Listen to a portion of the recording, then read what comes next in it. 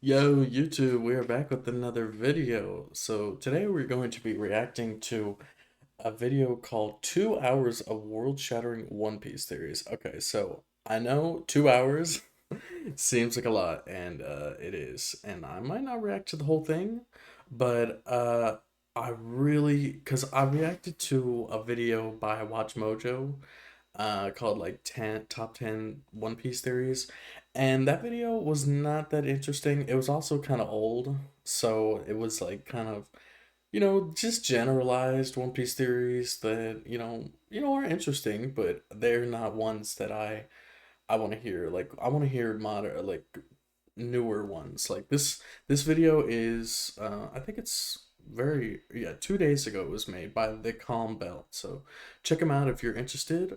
I might not watch the whole video. I might, maybe if it's interesting, I will. But yeah, let's get into it. The entire history and future of One Oh, Piece is divided. I am caught up on everything in the manga, so I won't be spoiled. And if there might be manga spoilers, so if you are not caught up or if you don't care, just keep watching. But if you do care and you don't want to be spoiled, then click off the video now. Into four worlds, or rather, four different Hold on. history and future. The entire history and future of One Piece is divided into four worlds, or rather, four different incarnations of the same world, with each world ending in a Oh, clash between two or more gods, the winner of which then receiving the right to remake the world in their image. Such as the end of the first world, which appears to have concluded with a clash between the Sun God and the Earth God, with the Earth God prevailing. And with how much more information that we've uncovered huh. during the God Valley flashback, we now need to revisit the Harley text because this Okay, this man. I kind of hope he brings like some, some proof of his wording, but yeah, I never heard that. I did not. I mean, I do remember the mural of the story of the different, like the three generations or the three worlds, I think it was. Uh, but I don't remember that. Damn. Okay. This has clarified so much, because a lot of what we thought we knew is not in fact the case, and we are getting dangerously close to having a full picture of Endgame One Piece, also pre-game One Piece, all of it. And before we get into the four worlds, this video contains translations by the Library of Ohara, and there will be a link to his video in the description for a hyper-detailed, in-depth explanation of all of the Japanese. Because Japanese, it's a very tricksy language, it comes equipped with a lot of nuance that just gets lost in English by default. It's not the fault of the translator, it's just that, look, it's difficult. But first of all, here's Mr. Jarl, and here's what he has to say. Elbaf is home to an Gerald. ancient religious text known as the Harley. Because it is so ancient, there are many interpretations of it. It continues to be passed down, even though no one can translate it anymore, hence the confusion. According to the Harley, the world has been destroyed twice in the past, and in each case, the presence of the sun god Nika is closely tied to it. So we've lost the ability to translate the text, and then Jarl translates the text. Interesting, but let's move on. Is he the hero who appeared to save the world from disaster? The destroyer who lays waste to all? He appears when the world is about to undergo a great transformation. Therefore, the Oh. great and mighty of the day always fear Nika's arrival. Because he is the god of the sun, it is those without hope who seek him most. Nika wears white clouds around him and appears with white hair, clothes, and a jolly laughter. Alright, question. Why is the Harley called the Harley? Well, this is more than likely an Elbaf cultural quirk, as many of the giants are named after real-world wrestlers, and the Harley is suspected to be named after Harley Race. Next question. Have you noticed the I did not similarity know that. between the text and Elbaf itself? The text tells a story of three worlds, and the island of Elbaf consists of three worlds: the underworld, the sun world, and the astral world. Those worlds don't necessarily correspond to the content of each of the worlds depicted in the Harley text, but the Society of Giants seems to have been built with this prophecy in mind. To dive into the first world, within the earth there was fire. Mankind succumbed to greed and touched the forbidden sun. The enslaved prayed, and the sun god appeared. The earth succumbed with this Hold on, let me, prophecy. because I want to say I did not. I guess I just did not realize how much I did not know, because some of the stuff I was like, damn, I guess I do know some stuff, but then hearing him talk, I have no idea what the hell I was talking about. This man knows his shit.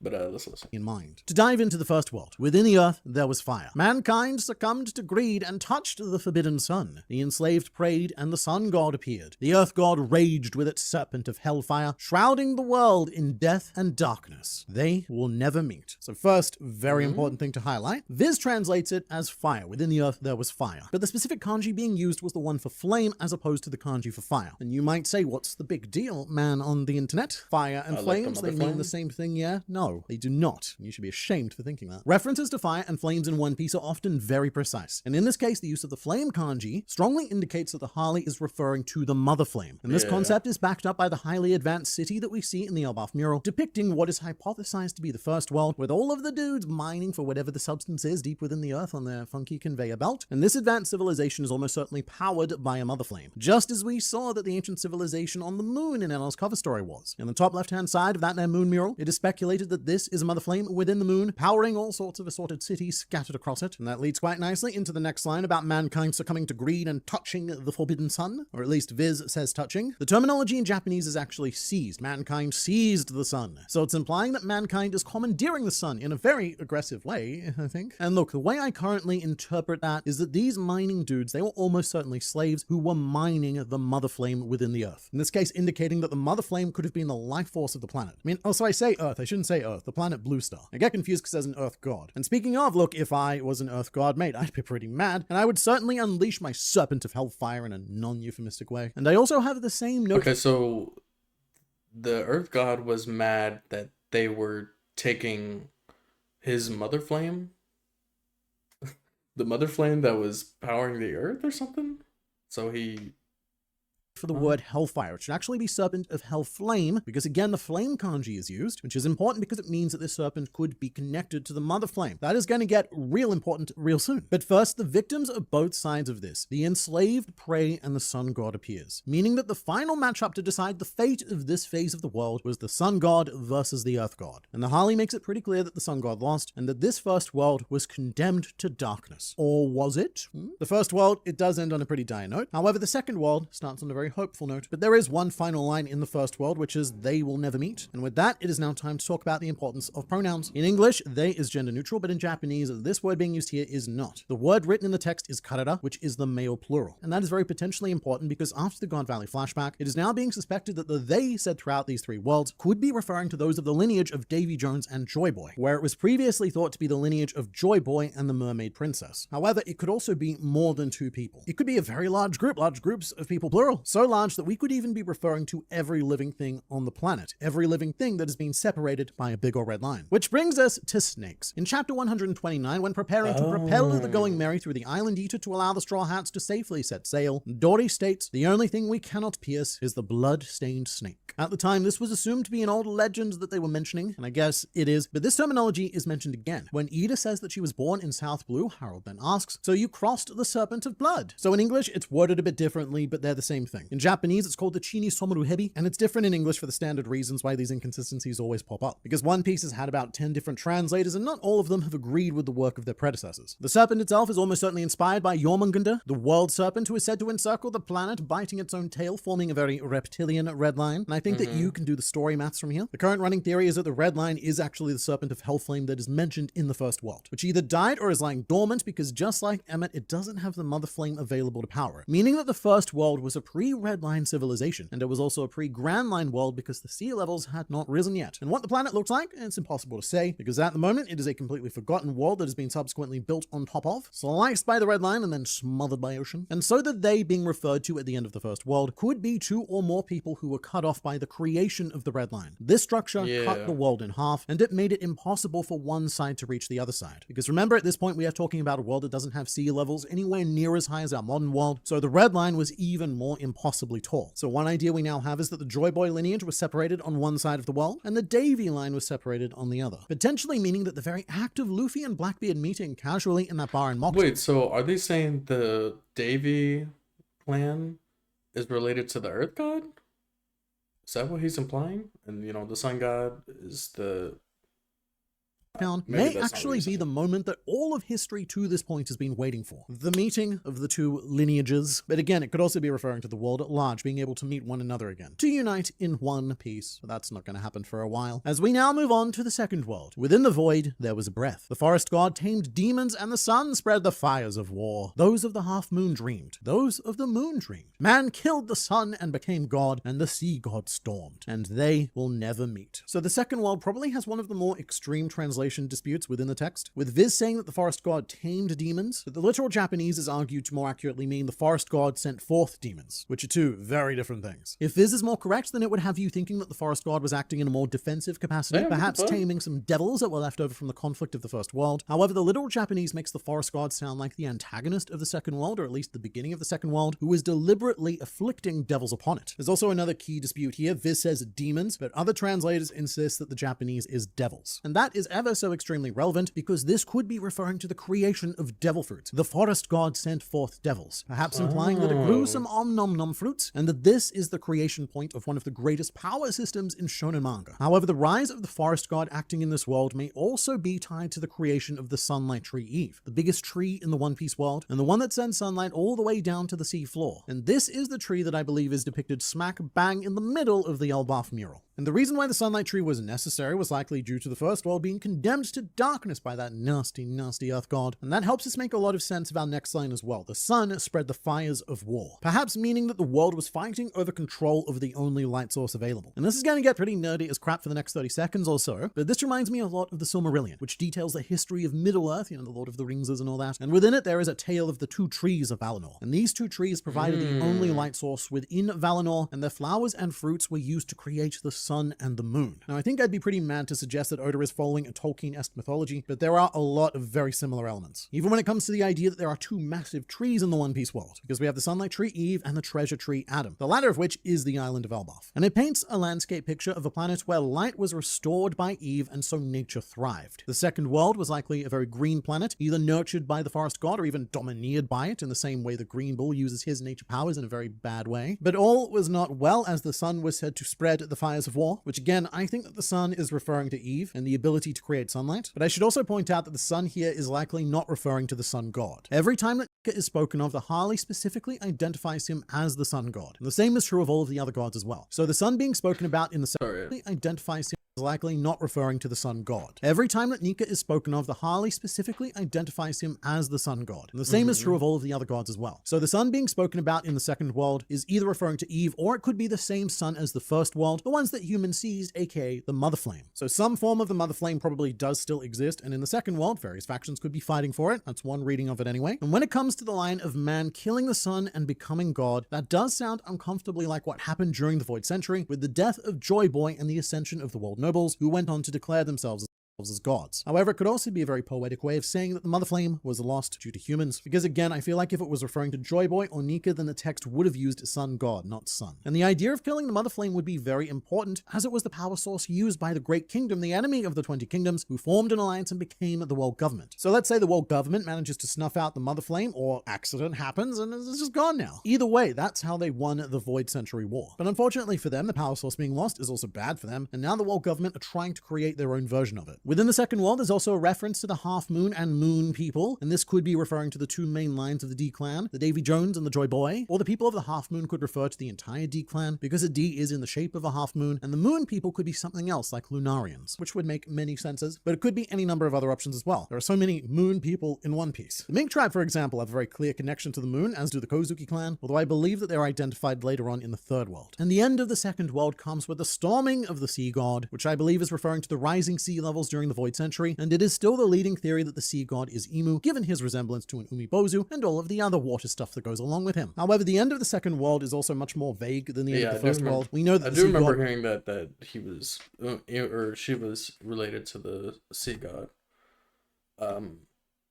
But I don't know. I was kind of thinking that maybe like the mermaid princess. What is? I guess she's the weapon instead of she's not. Maybe she was created by the sea god. I don't know, maybe I'm just making it up. I need to hear it more. So it goes along with him. However, the end of the second world is also much more vague than the end of the first world. We know that the sea god won domain and the ability to construct the third world, which is where all of One Piece to date has taken place, but there is no mention of what became of the forest god or even the sun god at all. The sun itself is mentioned twice, but the sun god's involvement is kept hidden. But we do know that he was very relevant because it's already been stated that the sun god has been heavily involved in and heralds the end of each world. And from a meta perspective, this is likely because Oda doesn't want to spoil the story of Joy Boy, which is understandable, and at the end of this world, the line, "and they will never meet," is exactly the same as the end for the first world. Probably for all the same reasons that we've already gone through with the first world. So TLDR, the forest god restored the world that was destroyed by the earth god, and then the sea god destroyed that world, creating the third world. Within the chaos, there was emptiness. The inconvenient remnants recall the promised day and hear the voice of the half moon. The sun god dances and laughs, guiding the world to its end. The sun returns and brings a new morning, and they will surely meet. So in the first line, the word used here is chaos, but it can also mean confusion and disorder, which I think is very appropriate because the Void Century has resulted in a lot of confusion and disorder, as nobody really knows how we got to the point where we are today. The English also mentions inconvenient remnants, which has been disputed and also translated as the meddlesome lingering shadows, much like the shadows of Toki's prophecy referring to the vassals, except in this case the shadows of history are likely referring to the Will of D and friends of the Will of D. The half moon is mentioned again, but it is important to note that this is not the same half moon that was mentioned in the second world. No. The word here is actually different and it translates more accurately as crescent moon. So this may not be referring to the Will of D, but could instead be the Kozuki clan, as a crescent moon is their symbol, and Momonosuke has been identified as a person who will be integral in bringing about the dawn of the world. But also the voice of the half moon is almost certainly a poeticsome way of referring to the poneglyphs, which were created by the Kozuki clan to house the voices of history. Voices which Roger could quite literally hear. And the rest of the third world is fairly straightforward. The sun god emerges and ends the world, bringing a new morning, aka a new dawn, and this does sound rather nice and lovely, but it's also pretty confronting, because what we're describing here is the destruction of the third world and the creation of the fourth world. And if we believe that the fourth world is a complete cycle that takes us back to zero, then that means that we are getting rid of the water and we are getting rid of the red line, restoring the planet to the state that it was in prior to the earth god rampaging across the first world. And that also opens the door to a fifth, sixth, seventh, and however many other worlds we want. We could just be condemned. Getting rid of the water? Like there would be no water at all? Or getting rid of like the risen water, the water that has been rising for 800 years, I think. Playing out the cycle again with the earth god re-emerging and getting all angry and such. Or we could start a new cycle with different gods. Perhaps a god of lightning through Enel's devil fruit, god of darkness through Blackbeard's fruit, or really any devil fruit could have the potential to evolve into one of these beings. Kaku's devil fruit could create a giraffe world for all we know, should be it pursued and mastered to a deity level. But for now, those are the four and potentially more worlds of One Piece. My evil theory about why Crocodile can't use Haki is because it might cancel out the effect. Alright, I love this idea. And look, if you are not tits deep into the One Piece fan base, then you might be asking yourself, man, on the internet, what is this effect that is being spoken of? You don't worry, we'll get into that. But first off, due to the sheer length of the series, One Piece has always had this weird inconsistency where relatively early villains end up being portrayed as significantly weaker than they should actually have been given their status in the world. And Crocodile is one of the biggest victims of this as one of the earlier villains, and in retrospect, the idea that he did not know any kind of Haki when he fought against Luffy on Alabasta, I don't know, it's a little bit hard to believe. Especially because his Viviacard databook entry does confirm the Crocodile has access to both observation and armament, and so the natural question is, why didn't he use any of that against Luffy? And what you've got, right, you've got the boring answer, which is that Oda simply did not intend for Crocodile to have these abilities, and it's questionable how forms the idea of Haki even was back in the early days of Alabasta. But in these sorts of situations, Oda usually takes an inconsistency like this and runs with it, generally explaining it away with a rather funny answer. And in this case, Oda has the opportunity to do the funniest thing possible. So the effect that the commenter was referring to at the beginning of the video is the idea that Crocodile used to be a woman, a crocodilette, and she sought out Ivankov to perform a miracle, creating Sir Crocodile as opposed to Lady Crocodile. And I really, really want to stress that this idea is nowhere near as ridiculous as most gender swap theories. And this is almost frighteningly solid. It spawns from the Impel Down conversation with Ivankov stating that he knew Crocodile when he was just starting out, and that if Crocodile tries anything funny, then Ivankov will, quote, fix him, because Ivankov knows his weakness. And the natural thing to suspect about this weakness is that honestly, I feel like the Ivankov's kind of beliefs are like, oh, I don't know, the wording fix him when it comes to like, you know, being in the wrong gender. I don't know. I feel like Ivankov wouldn't use that kind of wording. Or maybe he would, I don't know. Ivankov knows about how water affects Crocodile, because that is a fairly crippling weakness and is in most cases an instant defeat for him. However, that is not the case, as Echiro Oda himself expanded on this situation by commenting on Crocodile's Vivia card that he's got a weakness when it comes to his past that he can't oppose. He definitely owes something that Ivankov gave to him. So obviously, we're not talking about water. We are talking about something that Ivankov gave to Crocodile. And what could Ivankov have gave to Crocodile? But before we jump to the obvious, I should say that Maybe it's Ivankov's like Devil Fruit does a lot more than Kaido just and switch your Big biological Mom. sex. It is a hormone fruit, and Ivankov can conjure his own imaginary hormones to produce seemingly any biological effect. So we could have a past where Crocodile had some debilitating condition that stopped him from Yara pirating, and Ivankov was able to produce a hormone miracle to overcome whatever that condition was. But that's not the most obvious answer. The most obvious answer is that Ivankov is known for doing one particular thing, which is why people seek him out, and that thing is to transform them so that they can live as their true selves, with or without breast, depending on which way it is. And so the idea here is that Crocodile is more than capable of using both observation and armament haki. However, because he is currently under the effects of Ivankov's Devil Fruit, using haki could risk cancelling out those fruit effects and restoring Crocodile to his or her true form. And again, this is not a ridiculous idea because this exact situation has happened before. In chapter 1063, Trafalgar got turned into Trafalgar by Doc Q's Devil Fruit ability that allowed him to... But also, during Marineford, didn't Ivankov use their ability to power up Luffy, like so that he could have like a second, go. And isn't that technically his power? And then he also used Conqueror's Haki during it. So wouldn't that take off the effects of that? Am I tripping? I don't know.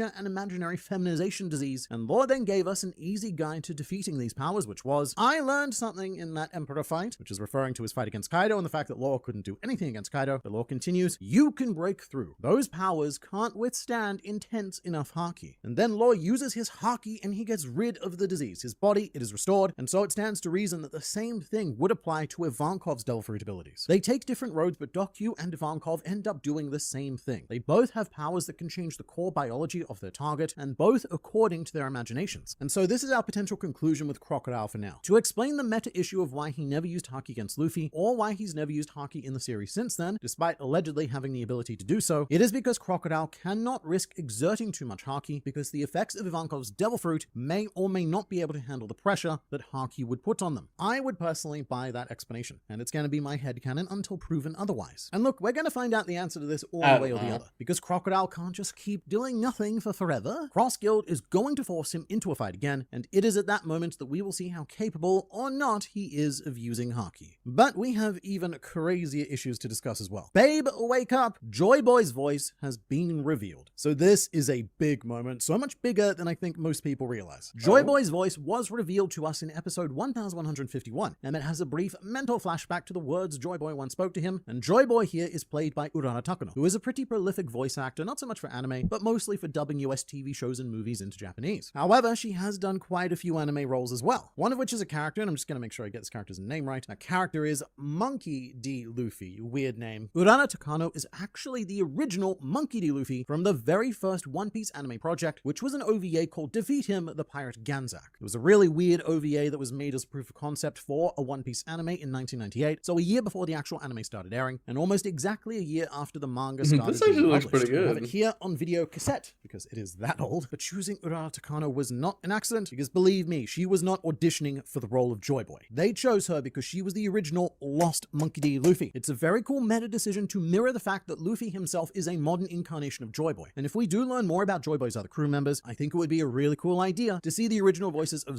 I'm sorry, who was that? Is that supposed to be one of one of the Kozuki clan people?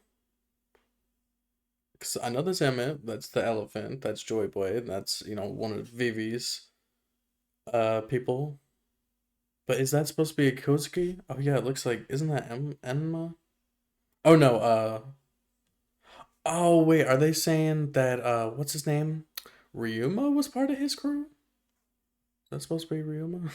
I don't know. Zoro and Nami being invited to play those characters as well, to continue referencing this lost era of One Piece history. And actually just on that, the original voice of Zoro, Wataru Takagi, he is actually very involved in One Piece now. After the retirement of Frankie's voice actor Kazuki Yao, Wataru has taken on the role of Django, but previously he also played Bellamy and Vanderdecken. So a bit of a downgrade from Zoro, but at least he's working. I've been saying for a while now that I think in order for Zoro's dream to truly matter, he needs to be a woman. It would vindicate Kuina and prove Koshiro wrong. Well, you know what? I have said the exact same thing in the past as well. Right now, Zoro is carrying the will of Kuina, who got very sad because when girls get older, they become weaker than boys, with Zoro insisting that it was his dream to be Kuina, and when that day comes along, it's not gonna be because she got weaker and he got the penis buff, it will be because of the hard work he put in. And that's when they make the promise that one day one of them will become the world's greatest swordsman. And while this is a wonderful sentiment from Zoro, when you look at One Piece on paper, Zoro's not really been proving Kuina wrong. The vast majority of his opponents have been men, except for a few rare ones like Monet who were instantly outclassed by him, and while Zoro was able to tank battle after battle, losing more liters of blood than most human bodies are capable of holding, our Kuina was felled by a mere set of stairs. And in the modern day, the person who reminds Zoro most of Kuina Toshigi, she is passionate, but she is a comparatively incompetent swordsman who keeps being arguably held back by her traditional feminine traits, like prioritizing the safety and the protection of the children over fancy sword things. Although I suppose that as clumsy as Toshigi is, she does at least survive her falls downstairs, so that's something. But I reckon that if Zoro really wanted to prove Kuina wrong, that it is all about drive and hard work rather than hard other things, then he would rock up to Emporio Ivankov and he would go, "Mate, let's start a new game on hardcore mode. Give me the female debuff, and I will prove to everyone that it is not, in fact, a debuff."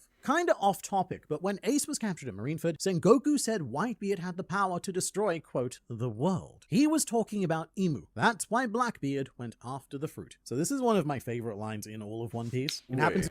That's why Blackbeard had the power to destroy. Wait, but when Ace was captured at Marineford, Sengoku said Whitebeard had the power to destroy the world. He was talking about Emu. That's why Blackbeard went after the fruit.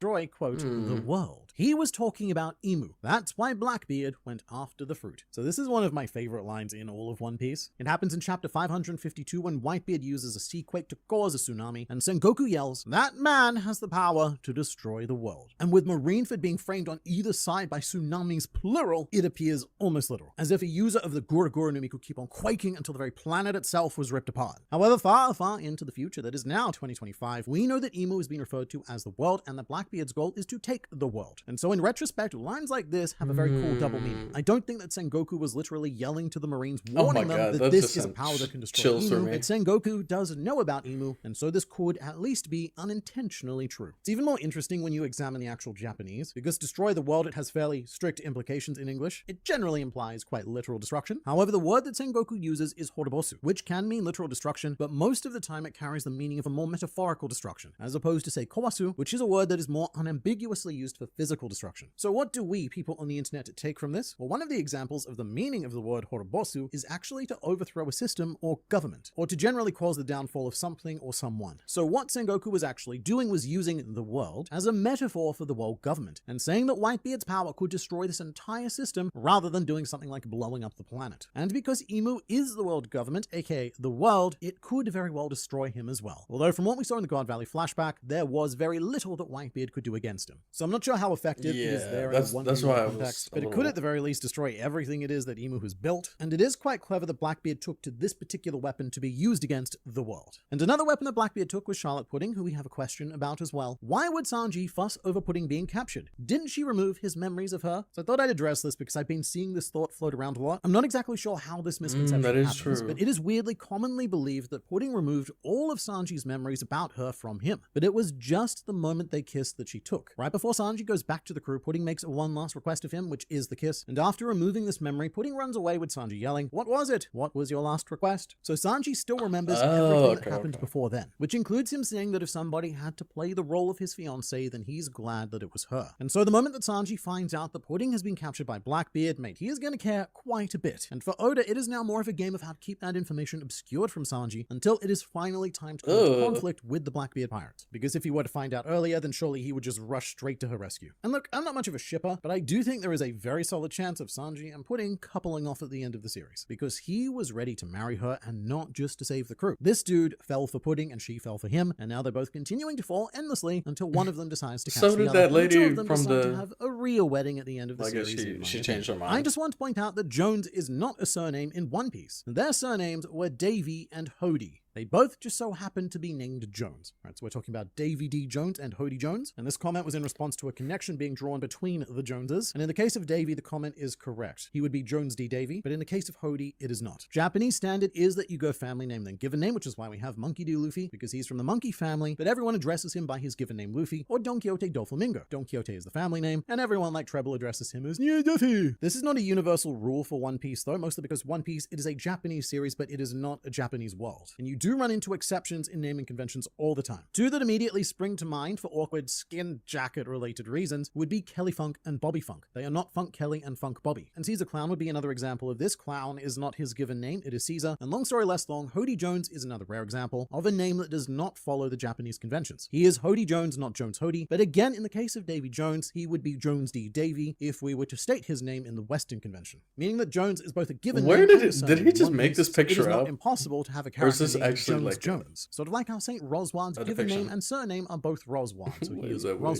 Roswad. Many people don't know that Fisher Tiger is canonically taller than Katakuri. Right, so Oh. I was one of those people. I've never looked at these two characters in particular side by side, but Charlotte Katakuri is 509 centimeters tall, or 16 feet 8 inches, which I think is pretty big. What? However, Fisher Tiger is insanely 520 centimeters tall, or 17 feet 1 inch. So this is how Fisher Tiger would look compared to Luffy and Katakuri. It is crazy. I really did not think that Fisher Tiger was that much taller, and I think that's because, as usual, sizing in One Piece, it happens to be quite inconsistent. An example that comes to mind would be when the Sun Pirates hijacked that marine battleship, which was full of human blood, disgusting human blood. And what they do, right, is they place Fisher Tiger on a human-sized medical table, and he miraculously fits quite well, despite being theoretically over 3 times too big for it. But Fisher Tiger, he is indeed a canonically big boy, and that puts his brief status as world's greatest criminal, when he was captain of the Sun Pirates, into a frightening context. Because if you are a marine who comes face to face with Fisher Tiger, then you're not actually. Your face isn't even coming face to balls with Fisher Tiger. Oh. He would have been such a colossal and imposing presence. And to give this some more perspective, Tiger would also be over 2 meters taller than even the Marine Admirals, all of whom linger around the 3-meter mark. Saint Vigilant Garling recently got promoted to Elder Star, and as such, he is looking for some new furniture. And what's this, says Garling? My, that wonderful chair would caress my withered posterior in just the right manner, and it would give me supreme authority over the world itself. That's it, I'm sold. I, Vigilant Garling, shall betray Emu and become the undisputed emperor of the planet. It might not go down, exactly as how I've described it. There probably won't be as much butt talk, Really? but I do think that we would be fools, utter fools, to underestimate the ambition of Vigilant Garling, or to overestimate his loyalty. The dude, he is a world noble, and there is no such thing as loyalty to anything except yourself when you're one of those. And with a recent promotion, a food shortage on Marijois, and the Holy Land itself burning whilst Emu is away on vacation in Giantland, the stage is set for someone to seize power, and that person may as But I thought Emu was just taking over the body. Like, isn't Emu's body still in Marie Joie? Or did Emu actually go? I don't know how it works. well be the hero of the world nobles, Mr. St. Vigilant Garling. But Garling's road to Elder Stardom was primarily paved by his predecessor, St. J. Garcia Saturn, who appears to have spent the last 200 years or so meticulously crafting his own downfall, with a series of cascading mistakes leading to the complete humiliation of the world government during the Egghead incident. These mistakes include, but are not limited to, not destroying the Iron Giant Emmet when he was ordered to, fixating on Bartholomew Kuma and failing to prove his hypothesis, as well as giving Jewelry Bonnie one of the most overpowered devil fruits in all of the One Piece that eventually allowed her to transform into a second incarnation of the very worst enemy of the world government, as well as killing Dr. Vegapunk, triggering his global dead man broadcast. And with each of these mistakes But all Emu coming to didn't light see on any the of this? exact same day, Emu was not happy at all, reducing what was St. J. Garcia Saturn to nothing but bones and dusts, and immediately promoting Vigilant Garling. Actually, I may have gotten the order of events wrong there. As shown to us in chapter 1125, Garling was promoted before Saturn was executed, as prior to his death, seeing Garling rolls into the Chamber of Power, and the remaining elders, they are taken aback by his lack of etiquette. Shepherd Jupiter asks where Garling's proper deference is, and Marcus Mars streamlines that idea into demanding that Garling know his place. But here's the thing, he did know his place. It was there. They didn't know his place. That was the problem. But it's only after The thing that does confuse me, this it kind of has to do with this, but it doesn't, is when Joy Boy used his hockey and sent all the Gorsei back. How come it only sent them and not Saturn? Like Saturn was the only one that didn't get blasted away. Was it really Joy Boy sending them away, or was it Emu like trying to pull them all back? Like, oh, I need my soldiers back. I don't want them, being killed or something like that.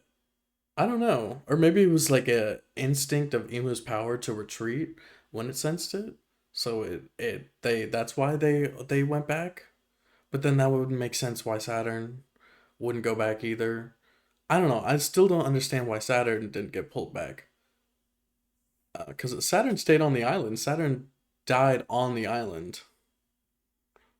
I don't know. Let me know in the comments if you guys have some kind of knowledge about that, because I really want to know. After this that we see the death of J. Garcia Saturn, showing that Emu didn't commit this act out of raw, aggressive passion. He'd probably been thinking about this for quite some time, and he had his backup ready, which is potentially also demonstrated by Garling walking into the Chamber of Power in a suit, as that means that he must have already had a fitted Elder Star suit ready and waiting in his closet for this very day. And this might just be because we saw Luffy wipe his ass with the other 4 elders on Egghead Island, but the way that Garling, carries himself, it comes equipped with some palpable authority, by which I mean authority over the other 4 old men. Garling decrees, Vegapunk York is henceforth my direct subordinate. As I assume the role of Godhead of Science and Defense, the world will be thrown into chaos on a level we have never seen before. Let us do the utmost to improve it together, my fellow elders. And not to be missed here, Garling also pulls a bit of a fashion maneuver by taking his sunglasses off at the top of the page, only to put them right back on again like a proper prick. And also, don't be taken in by his words. Garling, he says all of this lovely stuff about working together to save the world, but he is issuing a command. Because Garling understands that the only reason why he's here at all is because these other 4 old men proved ever so inadequate that Emu needed to promote the commander of the Holy Knights. A man who gets the job done, unless that job is fighting rocks on God Valley, then the job does him, and mate did he get jobbed. But that was a long time ago. The banana has now ripened, matured, and the other 4 elders, they know they're in trouble. Because Garling is the Garp of the World Nobles, by which I mean he is their hero. The World Nobles, they love them some Garling. Just look at them cheering him on after he executed St. Mosgard, as well as the way that the World Noblettes can't help but swoon over him. Emu is technically in charge of everything, but the World Nobles don't know that he exists. At least that's what we think. Meanwhile, the 5 elders are a bunch of distinctly unheroic, boring men whose leadership has currently led to a food shortage and the worst conditions on the Holy Land potentially in its entire history. Garling is primed to take power. All he needs to do is reach out, and it's his, which is particularly dangerous because York, being his direct subordinate, gives Garling authority over the Mother Flame, over what remains of Egghead Island, and essentially the ability to control the ancient weapon Uranus. So the only question is, how high does Garling's ceiling of ambition go? At the moment, I find it very hard to imagine him being content serving anyone for the following of reasons. Reason number the first. Garling is a Who was that?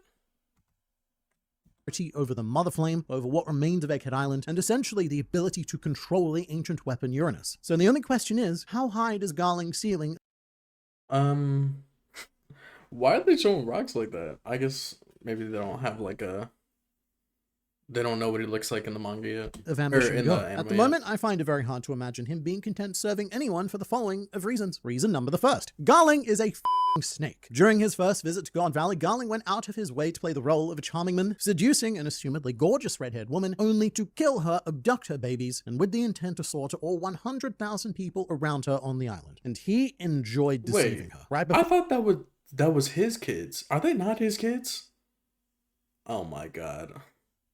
Before she died, Garling even made sure to tell her that he already had another wife lined up, a wife that was much more suited to him. And I find this quite worrying so because there this was is going to his sound a kids. little bit crazy at first, but the World Nobles are not generally deceptive people. For all of their flaws, they are incredibly straightforward beings who make no Right. attempt to hide what they are because they believe that proudly in their own superiority. They don't need to lie because they don't require deception to get what they want. And my guess would be that the vast majority of the lesser World Nobles wouldn't even be capable of deception if they tried. Imagine asking them to pretend just for a moment that they're not an almighty god. Gasp. They embody every negative adjective in the dictionaries of every language of the world, but the one positive attribute you can grant them is honesty. But that is an attribute that cannot be granted to Garling in particular, which may very well make him the most evil of all of the World Nobles. The Figurland family have been portrayed as outsiders within the Holy Land. The other elders are very wary of Garling in particular. We cut to a reaction of Saint Shepherd Jupiter shocked and sweating after Garling becomes an elder, and Garling's children have likely not helped this impression. There's an old Japanese Japanese superstition that twins are evil and associated with bad luck, and if twins were born back in, ye olden days, one of them would often be killed in order to pretend that there was only ever a single child. Also, for reasons, there was a belief that twins with opposite genders were reincarnations of lovers who died together in a past life, thus creating an absolutely wild genre of reincarnational twincest. But Shanks having a twin brother, it's not just a soapy, cheesy, soap opera plot twist. I don't know why I said soapy, but it actually comes with some much weightier meaning in Japanese culture. Not that this necessarily implicates Garling as being a bad traitor man, because as much as most of this video does focus on him, I should be very clear in saying that almost everything that applies to Garling could be said about Shamrock as well. And given that he is one of the auspicious twins, it may even be more appropriate for him to betray Emu as well as his father, or despite his father, thus dooming the family and dooming the entire institution in the pursuit of power. But there's also something to be said about the fact that Garling decided to keep the name Shamrock for his son at all, as that was the name given to him by his mother, a being that the world nobles describe as an insect, and from their POV, Garling did it with a roach or something. So there's three major crimes being committed here. The first is breeding with an insect, the second is producing the omen of twins as a result of that, and the third is keeping the name that Shamrock's mother gave him instead of changing it into something more worthy of a world noble, like Lord Gobblecock or something along those lines. At the moment, I'm not going to go too deeply into the mother though, which is what Garling didn't say, ever, whether it be penis or sword.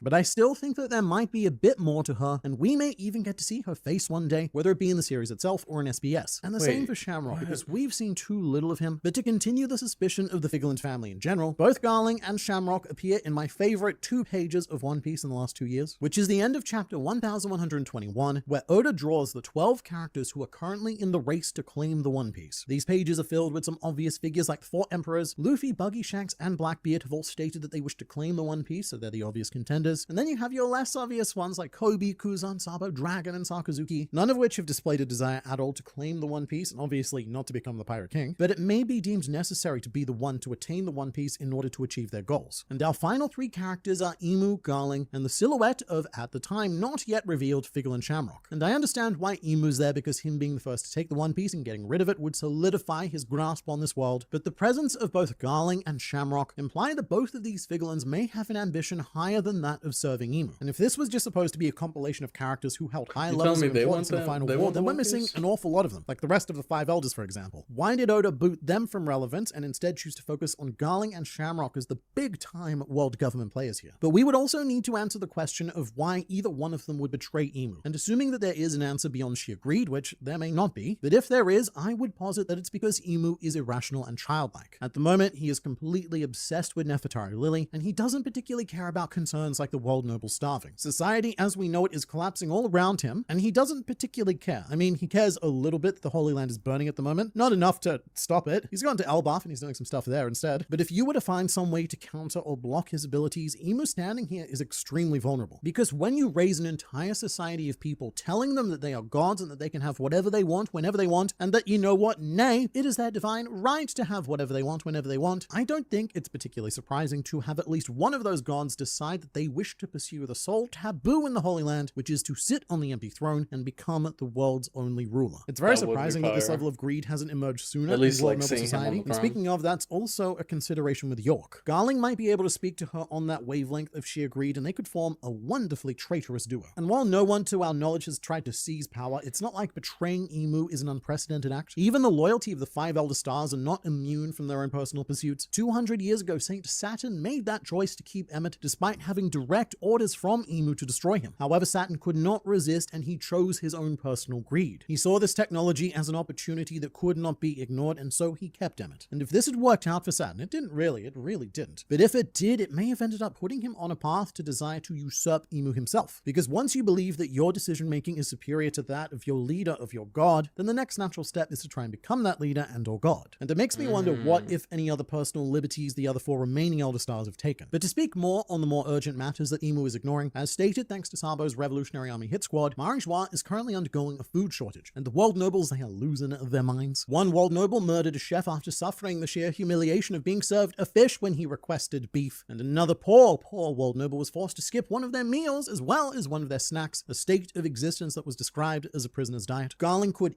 so easily use this as an opportunity to gain support of the world nobles in general. All he needs to do is find a way to feed them, and he has the power of the people. In fact, he doesn't even need to actually feed them, he just needs to promise that he will. And Garling is more in touch with the common noble than the other elders. They've been stuck in the chamber of power for who knows how many centuries now. They don't understand the concerns of mortality that face the lesser gods. They've become arrogant, complicit, useless, and incontinent, probably. Whereas Garling is coming into this role with the burning flames of what we're going to call comparative youth. And this is where I need to bring up a concept that exists within my head called Napoleon theory, which is the idea that the world nobles and the story of the Holy Land in general is following the final days of the French monarchy prior to revolution. Most of the inspiration for their society comes from this rather awkward French history, such as Pangea Castle being based on the real-life Chateau de Chambord. It was built to serve as a hunting lodge, which, intentional or not, is the perfect choice of building to characterize the world nobles. Meanwhile, the Holy Land itself, Marie-Joie, is officially Romanized as this, which I believe is a combination of the French word bourgeois, meaning someone who lives a comfortable middle-class life, as well as the name Marie Antoinette. I'll tell you why specifically she is important in a second, but firstly, uncharacteristically, linguistic accuracy from Oda here. The joie in Marie-Joie ends with an E, which is only how the French word ends in its feminine form. And because Oda used the name Marie as the first part of the city name, he very appropriately gave the suffix its feminine form. And Oda makes a direct reference to Marie Antoinette in chapter 1086, when we hear a bunch of world nobles complaining and saying, "We have no food, no bread, only cake to eat," which is an allusion to her "let them eat cake" quote. And chapter 1086 also happened to be the introduction of a certain Figurland Garling. In fact, it happened on the exact same page, showing a correlation of ideas happening at the very least, with Marie Antoinette also happening to be the wife of King Louis XVI, the final king of France prior to revolution. There were more after, but it's complicated. But the number 16 is quite prevalent in world noble culture. You have Doflamingo's 16 holy bullets, the 16 shots fired by Uranus to destroy Lucia. In chapter 763, a citizen mentions that the world nobles executed his children by shooting them 16 times each with a pistol. When St. Charles enters the human auction house, entrant number 16 is announced, and in Japanese, the name Imu can even be read as 1 and 6. So I've resigned myself to the fact that the number 16 might be a coincidence, at least in relation to Louis, but it's an appropriate coincidence at the very least. Louis XVI was overthrown for a bunch of reasons to do with taxation and starvation of his people, as well as the unwillingness of urban elites to pay the raised taxation rate. And if Oda is following the example set by the French monarchy, which he is clearly keenly aware of at the very least, then Imu is in the position of our Louis being set up to be overthrown. Now you might say that sounds like an obvious conclusion given the mission of the Revolutionary Army. This is exactly what Dragon wants to happen. However, the French monarchy did not collapse due to a civilian-led insurrection. It was organized by the more privileged classes and carried out by Napoleon, who up until the point of leading a revolt, spent his life becoming a hero in France due to his military successes. And it was that status that allowed him to lead a successful coup d'etat. Napoleon then went on to consolidate this power and modestly declare himself the Emperor of France, then tried to do a bunch of other things. Russia didn't go as well. But if we're following this model, then we need to find the One Piece equivalent of Napoleon. And for me, there is no one better placed in that role than Garling, especially since Oda appears to be saving him for a later arc, whilst we are currently exploring Imu and his abilities right now on Elbaf. And there's a world where Imu may not be defeated on Elbaf, but his leadership crumbles, especially since things have only gotten worse. The Holy Land is burning as we speak. Is that and what people assumed to be think? under I thought that, like, I thought they were thinking that the Straw Hats were gonna lose. They weren't gonna die, but like they were gonna lose and they were gonna get like a power up or something, or some kind of time skip, some kind of power up. They definitely need a power up or something, because the shit they got going on right now, it ain't gonna cut it. Because I don't know, maybe next chapter, or the chapter after. No, I wouldn't say next chapter. The chapter after that, or the one after that one, is we're getting back to Elbaf soon, so I'm excited. Attack, and Imu's not fixing that. He's messing around on Elbaf while summoning Shamrock back, meaning that should the Holy Land survive this threat, it is going to be Garling and Shamrock who emerge as the undisputed heroes. And from there, Garling could be put in a position to dispose of the other 4 or 5 elders. Narratively, they've already served their showcase purpose. We saw their powers on full display during Eckerd Island, and I doubt that we're going to dive into the extensive history of each of them like we did with Saturn, mostly because it would require each one of them to be the main antagonist of their own arc, which we just don't have time for. And after all of this, the only major reason I can see for Garling and or Shamrock not pursuing power is because Imu can theoretically end their lives on a whim from anywhere in the world, just as he did to Saturn. However, there's always the Shanks option of simply removing the Mark of the Abyss. That could work. It might cost you an arm, but it could buy you the world. But let me know what things you think about. How far does Garling's ambition go, and how far will it actually get?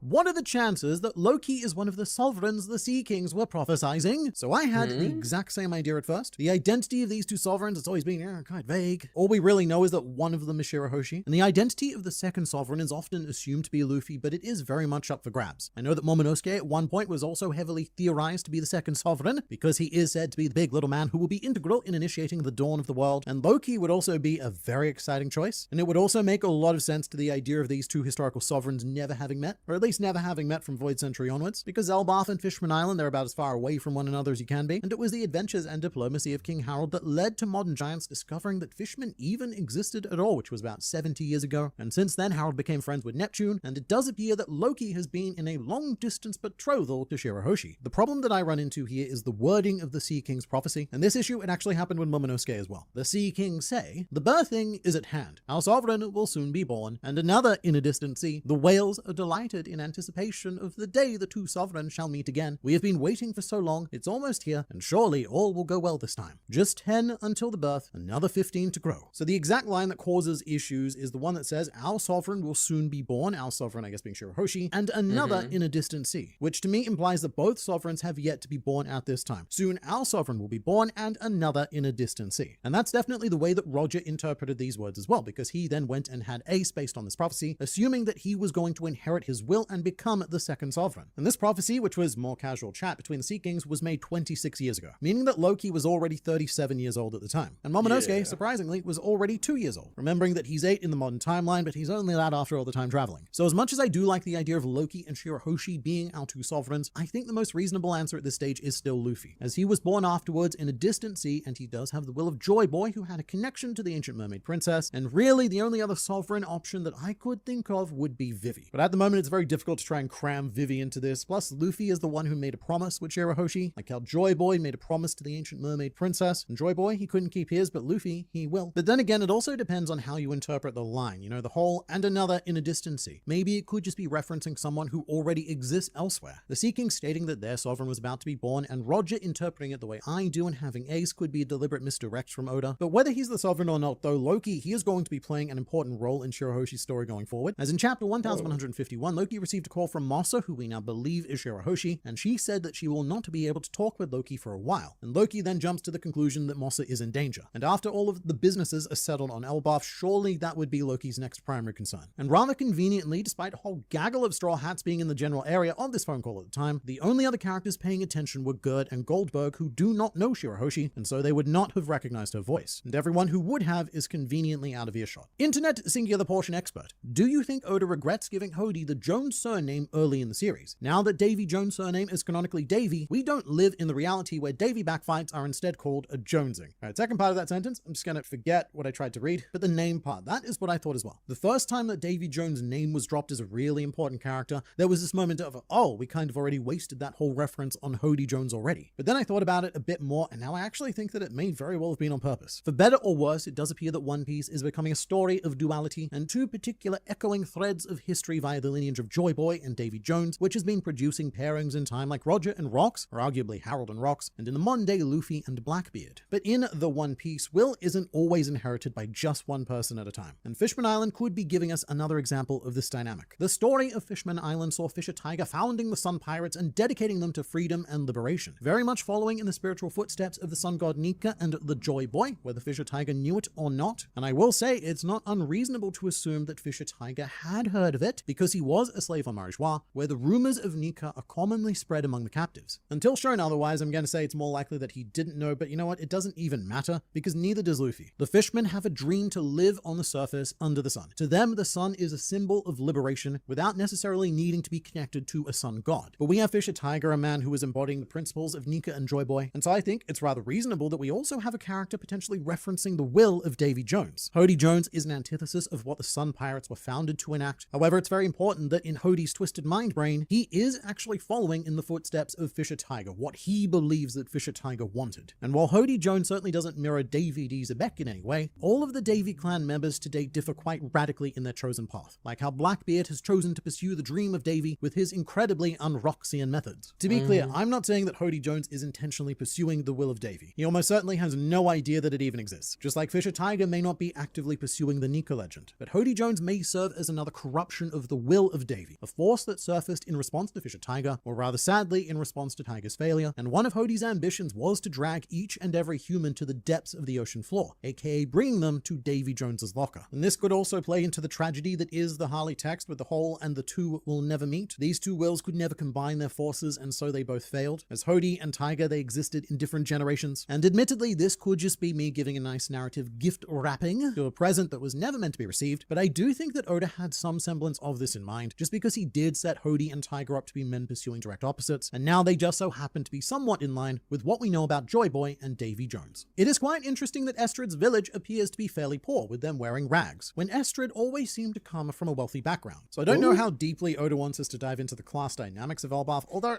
he did set it up, so I guess let's take a look. I think the impression of Estrid's village being poor comes solely from this 3-inch fool, the main poisonman, and the guy who calls Ida a wench, which is why I have absolutely no sympathy seeing what Loki does to him in the next panel. But he does have that kind of, European peasant wear about him, with the cross-stitching down the middle and everything. But he does, other than the face, look quite clean and comfortable. And I do think it is mainly the ugly old man face that makes him look poor, because in media we're fairly conditioned to seeing the wealthy as beautiful, like Estrid. He's a great example, and poor people are often portrayed as these misshapen mistakes of humanity. Oh, that was littering Loki's the streets. It is often quite different in One Piece, though. Having brought up Estrid, she is an exception to this, as the hyper-wealthy in One Piece tend to be comically ugly, like most of the world nobles, and like the rest of Estrid's village. Oda really likes to do the whole inner beauty portrayed on the outside kind of design, so I don't think that Estrid's village was poor at all. I mean, it looks like the village was actually an industrial center, providing many delicious alcohols to the warriors of Elbaf, and that's the main thing, really. If you look at the crowd shots in these panels, none of these people look like the standard giants that we're used to seeing. They look extraordinarily mundane and regular. So these are not the people who are embodying the warrior spirit of Elbaf. These aren't people who are going to fight and get their hands dirty. They think they're naturally all above that, and that they were born into positions more favored by the gods, again, just like the world nobles thing. And what I do wonder is where all of these people are in the modern day, because I doubt that Loki killed all of them, because Oda wants to make Loki a good guy. I just don't think that he's going to have him mass murder people, no matter how much they may or may not deserve it. But we have yet to see this side of Elbaf in the modern day. Every giant we've met, aside from Road, do seem to be quite friendly, humble, and accepting.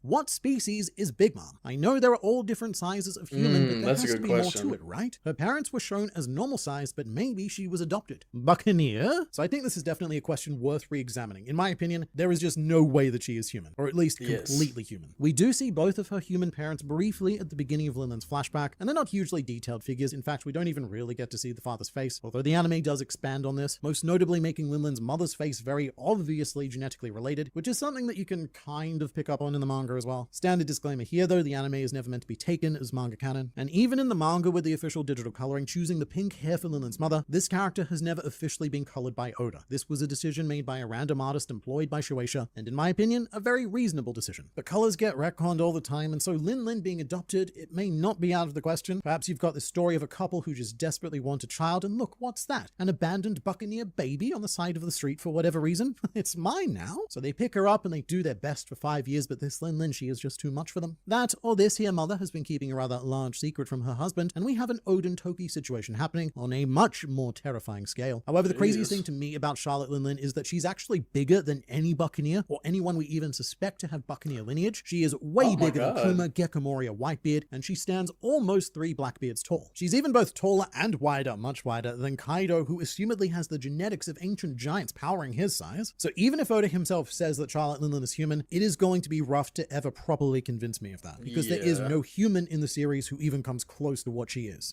To go a layer deeper though, let's accept that Charlotte Linlin may be human, but that this whole subject may be less about genetics and more about the unaddressed demon that resides within her. This hunger entity that was taking over Linlin's body as a child, I have a hard time believing that it is just her throwing a tantrum. There is more here that's not being said, and whatever this presence is could be what's influencing her size. Because if it was some kind of hunger demon or hidden god, then your host would need to be pretty damn big for all of the consuming it is that you're going to demand of them. I forgot about Caesar's business deals with Kaido and Linlin. Kaido even stayed a stint as a prisoner at Punk Hazard. So did these two Yonko know about where the Galela were frozen? That's a very good question. I have to say, with everything we know, it doesn't seem like either of them knew anything, as close as they came to finding out. In regards to Kaido, he never had a direct deal with Caesar. Caesar was working for Doflamingo, who was providing Kaido with smile fruits. However, as mentioned, Kaido was indeed a prisoner on... I do feel like Big Mom is dead, but I do think she's still relevant, if that makes sense.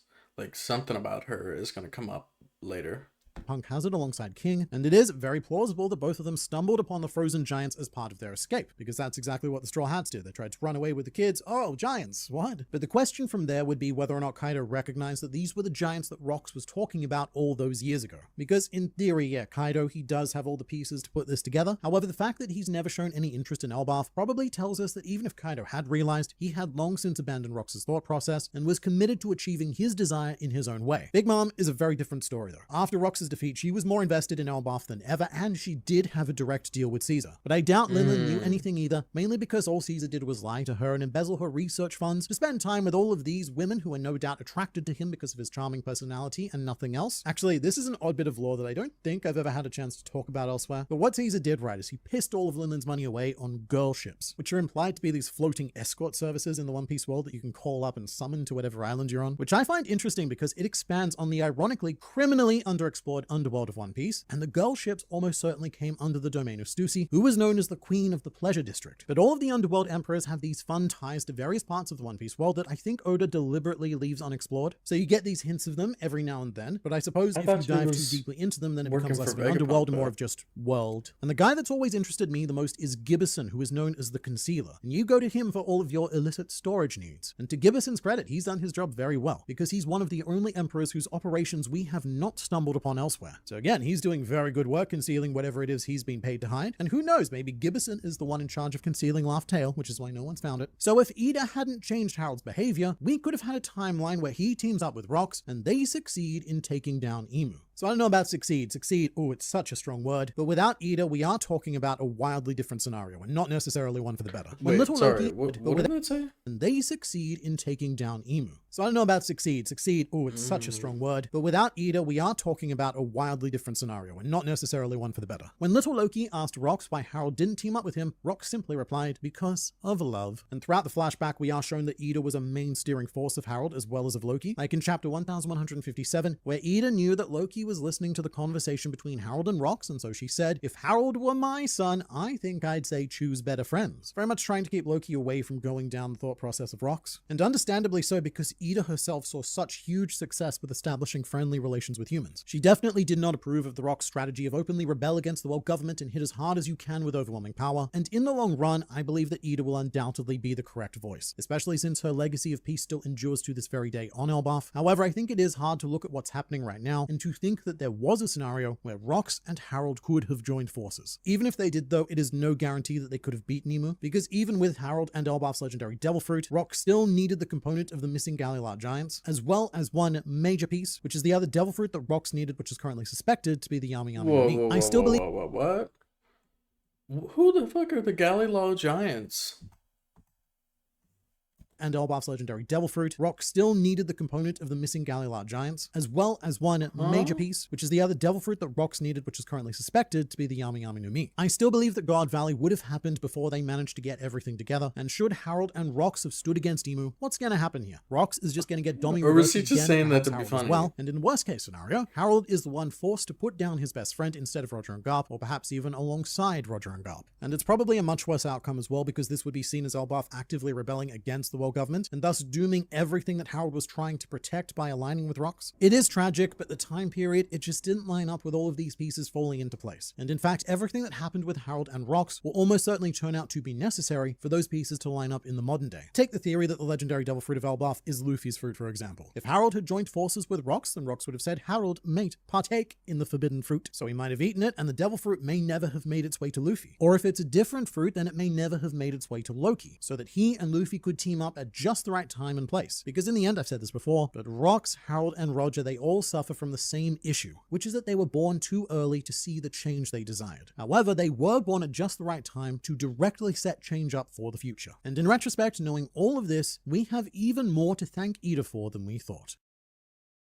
2026 is going to be a massive year of One Piece. It's almost impossible to tell what's going to come out of the wacky mind brain of Story Smith Echiro Oda, and yet we are going to do exactly that. This is the 2026 Grand Line Review Bingo, where we attempt to predict the upcoming year of One Piece to varying degrees of success, sometimes really good, sometimes not that. And here is how Bingo works. First, I'm going to put my money where my bank account is, because it's nice and safe there, and then I am going to make 5 wildly mild predictions for what I personally think is practically guaranteed to happen next year. And then after that, we are going to fill the rest of the Bingo board with a further 20 predictions as dictated to me by you, the Grand Fleet. This year's Bingo community post got over 2,000 comments, so I've read through all of those and I've gathered the most popular ones, the ones that came up the most frequently. And the reason why I do this is because 1, I really appreciate the involvement of you, the community, and 2, because it stops me from taking any personal accountability when this bingo turns out to fail horribly, because in that case, it's your fault, not mine.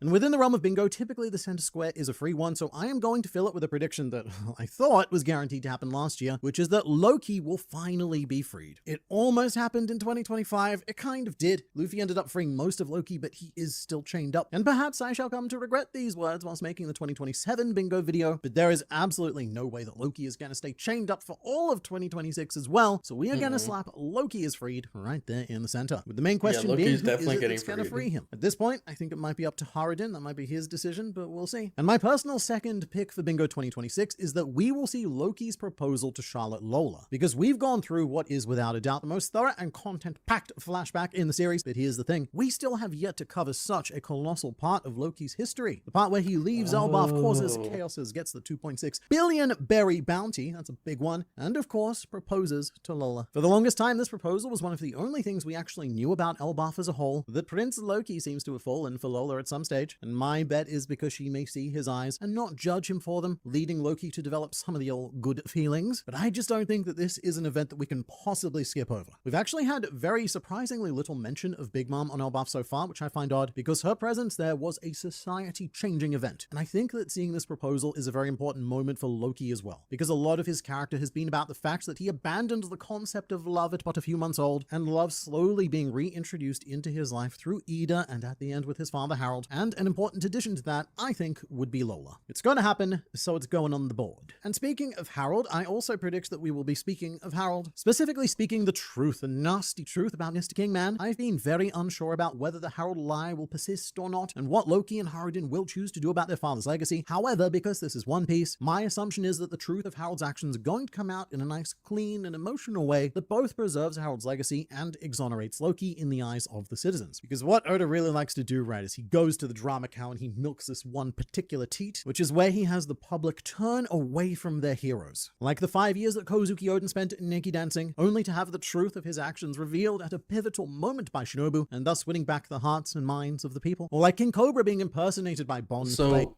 I'm guessing, but he showed the squirrel, so I'm confused. I'm confused because he was saying, like, he was wondering how Harold goes out or something like that. But they showed him in the manga, they showed him be killed by Loki.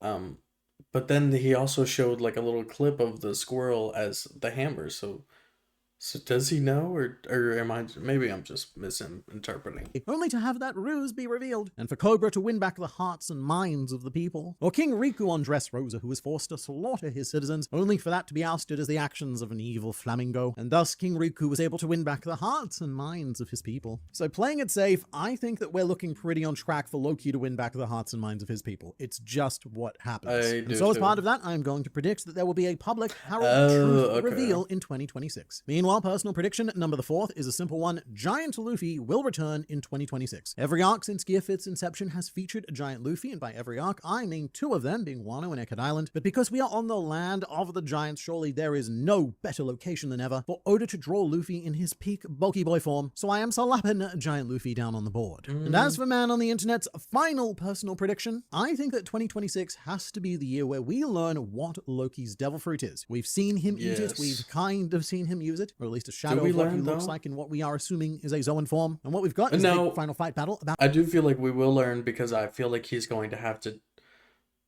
he's going to, well, he would have to kill them, though. I don't know how he would free them from the Domi Reversi without killing them. Because he killed his dad that was in that form. But how do you do it without killing someone if he went into that form? Well, maybe he can. But who knows? To happen. So my suspicion is that Oda has been saving this reveal for a very cool piece of art that he has in mind, which could be Loki carrying everyone up to the sun world from the underworld, or otherwise transforming in order to fight Emu. However it happens, it surely has to happen, and so Loki Devil Fruit reveal is on the board, which is my last pick. And I am now putting the fate of this completely meaningless game in the hands of you, person watching man on the internet. And so our first Grand Fleet prediction is, we will meet the man with the burn scar. Lots of people said this, and that's because I think it It is a very smart prediction. In case you missed my Jump Festa video, in his message to the people, Oda flat out stated that the man with the burn scar will be making an appearance in 2027. He was quite vague about whether this is a new character or an existing character, but he was very solid to the point of spoilerish with the timeline, which you may almost think is cheating. Man, on the internet, we cannot use a spoiler that the author himself has given us. Well, actually, here's why I think we can. Oda is notoriously bad at making predictions for his own manga series that he writes and draws. And these little hints that he gives us during Jump Festas are very exciting,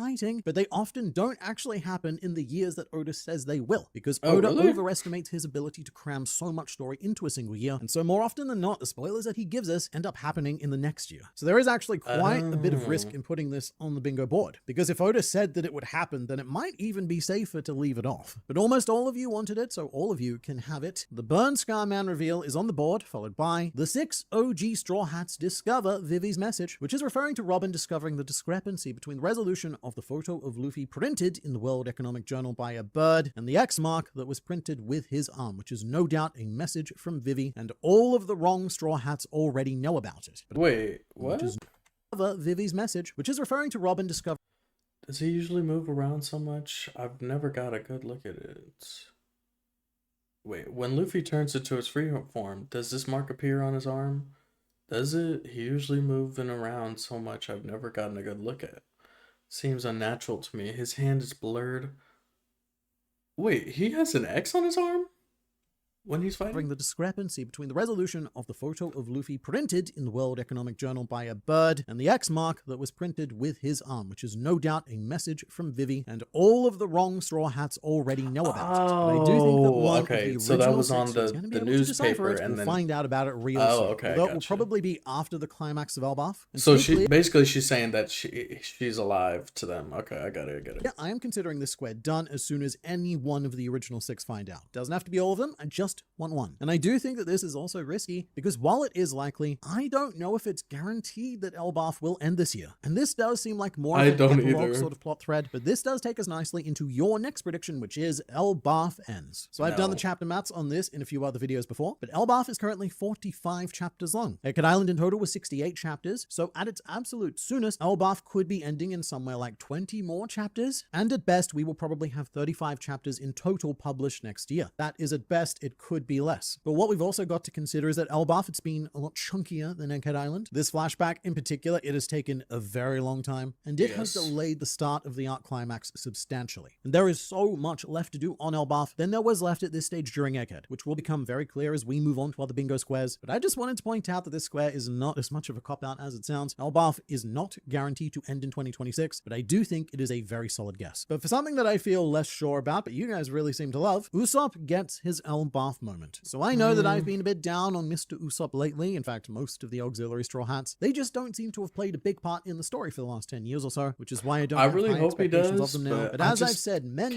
times before, if Usopp doesn't get something pretty big on Elbaf, then it will be... Because I feel like people were always thinking that he would get, like, you know, Loki's hammer, or he would get, like, Thor's hammer at the time, but Loki has it, so why would...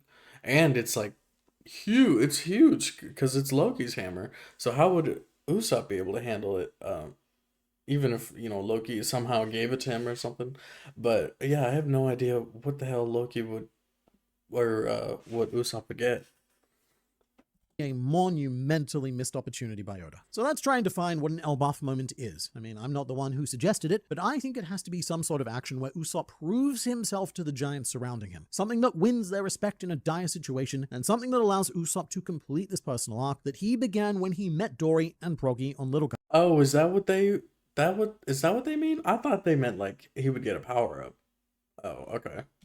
It doesn't need to be grand. I'm not looking for Usopp to pick up Ragnar and defeat Emu. I'm not even necessarily That's looking what I was for him thinking. to defeat anyone. It could be as simple as Usopp having a key moment of bravery, even if that moment is designed to buy time for another character. It's pretty vague criteria, I know, but I do have faith that we will know what an Elbaf moment for Usopp is if and when we see it. And something else we will definitely know when we see it is Jarl's sword is removed from his head. So Jarl's sword, which was actually Harold's sword and is currently hinted at being one of the Mato blades, has been a fairly common topic of discussion ever since we saw it, primarily due to its potential of being a very morbid retelling of the Sword in the Stone. He who removes the blade from the brain matter of this decrepit old man shall become the rightful king of Britain, or Elbaf, whichever. And this may also play into the Harold Truth reveal square, because Jarl is either using his injury to pretend not to know what happened, or the impact of the sword has actually given him a form of amnesia. So in theory, if we remove the sword, then Jarl could get his memory back, and he could back up Loki's account of what happened on the Harold Death Day, where Jarl himself removes the sword and he presents it to the next king of Elbaf. Whether that be Loki or Haradin, I'm leaning more heavily towards Haradin. It's his dream to become king of the giants after all, and he is already an accomplished sword user, unlike Loki, who favors hammers. Oh, So okay, let's see so if we he can would get get the that sword. very special sword out in 2026.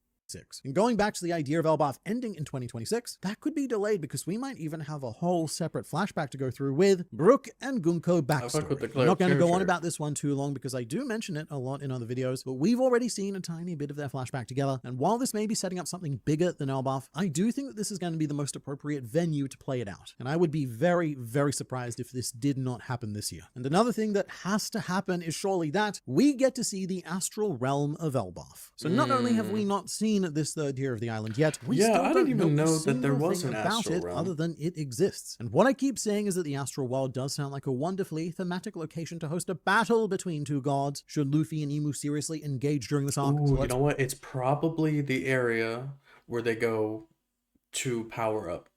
I'm calling it. Plonk Astral World on the board and hope that it does indeed appear. And there is one fan base that truly knows the meaning of hope with this next prediction, which came up a lot. Eustace Kid returns. And there's not a whole lot to say here except that it would be a pretty sick burn by Eiichiro Oda to not even mention the status of Eustace Kid during this arc, when the last time that we saw him was on the shores of this island. So I want to see what he's up to, Trafalgar Law as well, but Kid is the more relevant character given our location, so on the board he goes. And also something that I've been looking forward to almost all year now, Luffy versus Emu. At the start of 2025, this would have seemed like an insane prediction, practically giving away a square to the abyss, but now, unless Emu does a very sudden retreat, how do we not see these two come face to face and at least have a brief skirmish? Sun God versus Sea God, make it happen, and I cannot wait to see Luffy. You know, I have a feeling it's gonna be like the whole cake arc, where Luffy kind of avoids fighting Emu.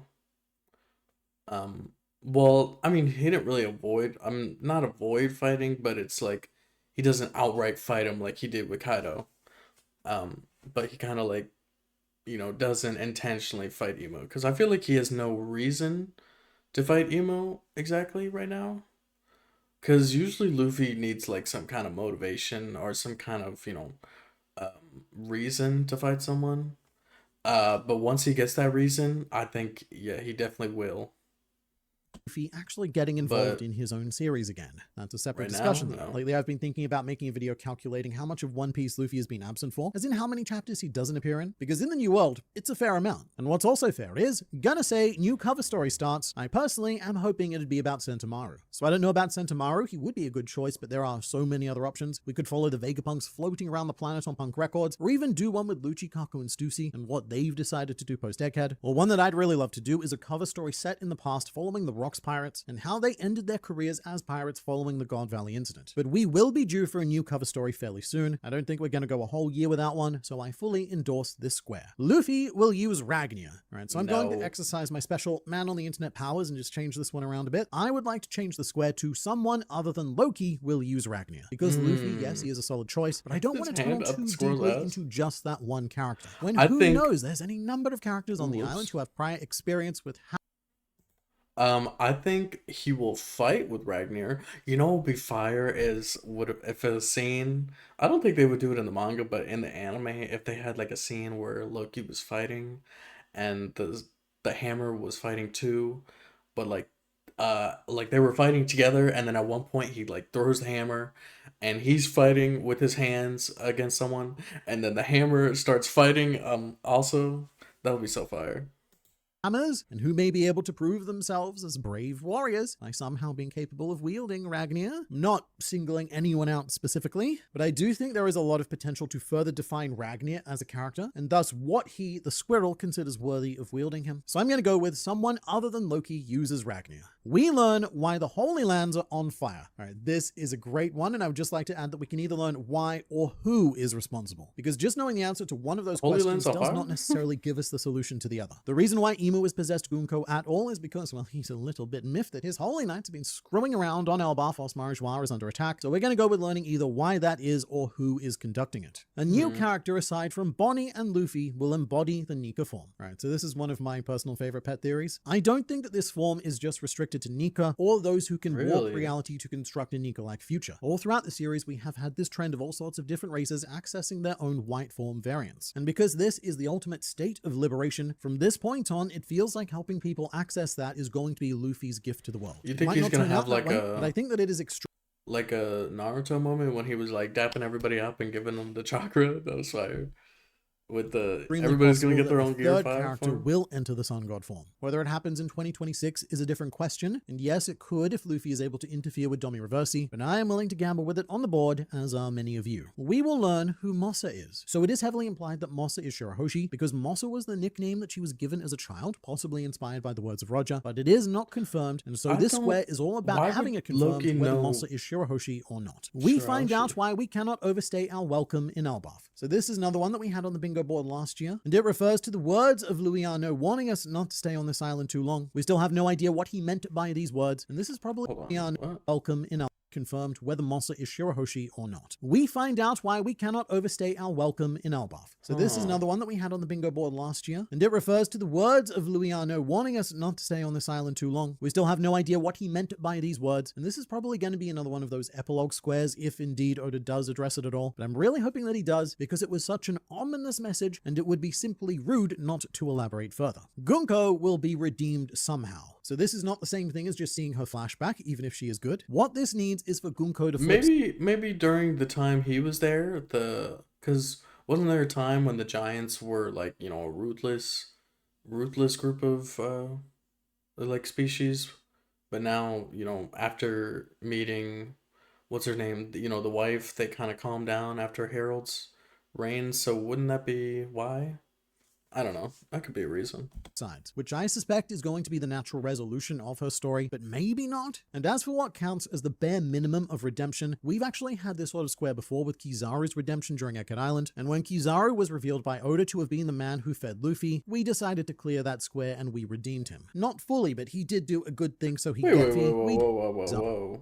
And as for what counts as the bare minimum of redemption, we've actually had this sort of square before with Kizaru's redemption during Eckert Island, and when Kizaru was revealed by Oda to have been the man who fed Luffy, we decided to clear that square and we redeemed him. Oda said that? I didn't know Oda said that. So he gets the green square. And ideally, so will Gunko. New silhouette introduced. All right, this could be a risky one this late into One Piece, because just how many more silhouettes can Oda draw? How many more living legends still remain out there that we haven't met? But I do also think this is a very clever suggestion, because I can't remember in the entire history of One Piece when there has been a year without Oda giving us a silhouetted character. Maybe 2026 will be the first, but if he follows the same patterns as the last 3 decades, then this is a great suggestion. Sanji gets Conqueror's Haki. That, or I'm going to say if Sanji shows clear signs of having it. Because this is the only way that he is going to be able to fight a Holy Knight, and Copacabana, he has Conqueror's Haki, so I genuinely think that this is non-negotiable for Sanji. Luffy's crew needs to surpass Roger. They need both wings to be Conqueror's Haki users, just as Rayleigh and Copacabana were. And this is the perfect time to tap into that, as Sanji versus Saint Summers may even be a great matchup, because Summers has the whole love theme going on. They're meant for each other. So Sanji, I'm putting some faith in you. Unleash your conquerors. Yes, Loki will reveal his eyes to everyone. This would be a pretty huge moment as well, and one that may be needed. For Loki to shed the mask and for people to accept him for what he is. Sinister eyes and all. And who knows, we might even find out exactly what the deal with eyes will come out during a battle. I'm going to put this in as Loki blindfold removed. And for the final prediction, and this was by far the most popular prediction from the Grand Fleet, the Straw Hats will get a new crew member, which through reading all of your comments is generally referring to either Loki or Vivi returning. I'm not too sure about either of those happening. Vivi I don't this think year so. and Loki at all. However, Elbaf is the final arc before things get into really serious endgame territory, and so this, I believe, will be the final opportunity to recruit a new Straw Hat crew member. After this, we're locked. It is final wartime. We're heading to Laugh Tale. We're not meeting new people anymore. And even though I don't know how likely it is to happen, I feel like we do need to put new Straw Hat on the board one last time, just as a celebration of how far it is we've come. And that is the completed Grand Line.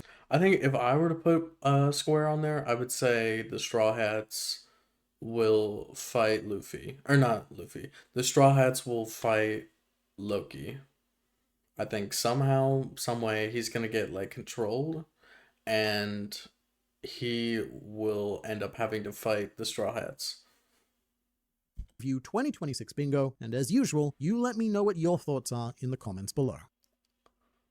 Dear man on the internet, do you believe that Shanks' final mission was acquiring the Gum Gum fruit? So what we're talking about here is the mission that Shanks was given to level up his Depths Covenant, which he either failed or went MIA performing, and the timeline goes as such. 15 years ago, Shanks returns to Marijois and enlists as a Holy Knight. 14 years ago, this Shanks goes missing. Then 13 years ago, the Red Hair Pirates attack the world government ship and abscond with Luffy's Devil Fruit, with Luffy eating that Devil Fruit a year later at 12 years ago. So this time period of between 12 to 15 years ago, it was quite hectic, and it may be the most important 3-year period in the One Piece history, as it really was a stretch of about 2 years that decided everything we have today, and Shanks was focused on that fruit for most of that time. And in regards to this being his mission, I would say that I find it hard to see a rookie Holy Knight being trusted with something so important, but then again, the world government trusted who's who with the Devil Fruit, so I don't think that argument carries too much weight. But what does make me doubt that this Devil Fruit had anything to do with it are the words of Topman Walkuri during Wano. He said that Luffy's Devil Fruit was considered a legend even to them now, which reads to me as them not being able to find any mention of the fruit for centuries until Luffy emerged with it. So I don't think they gave Shanks the mission to go and find the fruit. But do you know what I think would be very interesting though? If Shanks joined the Holy Knights in order to get information on the Nika fruit, because the elders also admit that it was the world government who gave this fruit a different name. So could Shanks have infiltrated to learn the name? And what Shanks did here is perhaps a very sneaky Blackbeard maneuver, and he pretended to be part of an organization to acquire a certain devil fruit and then betrayed them as soon as that fruit was found. However, Shanks managed to accomplish his goal with a lot less murder than Blackbeard resorted to.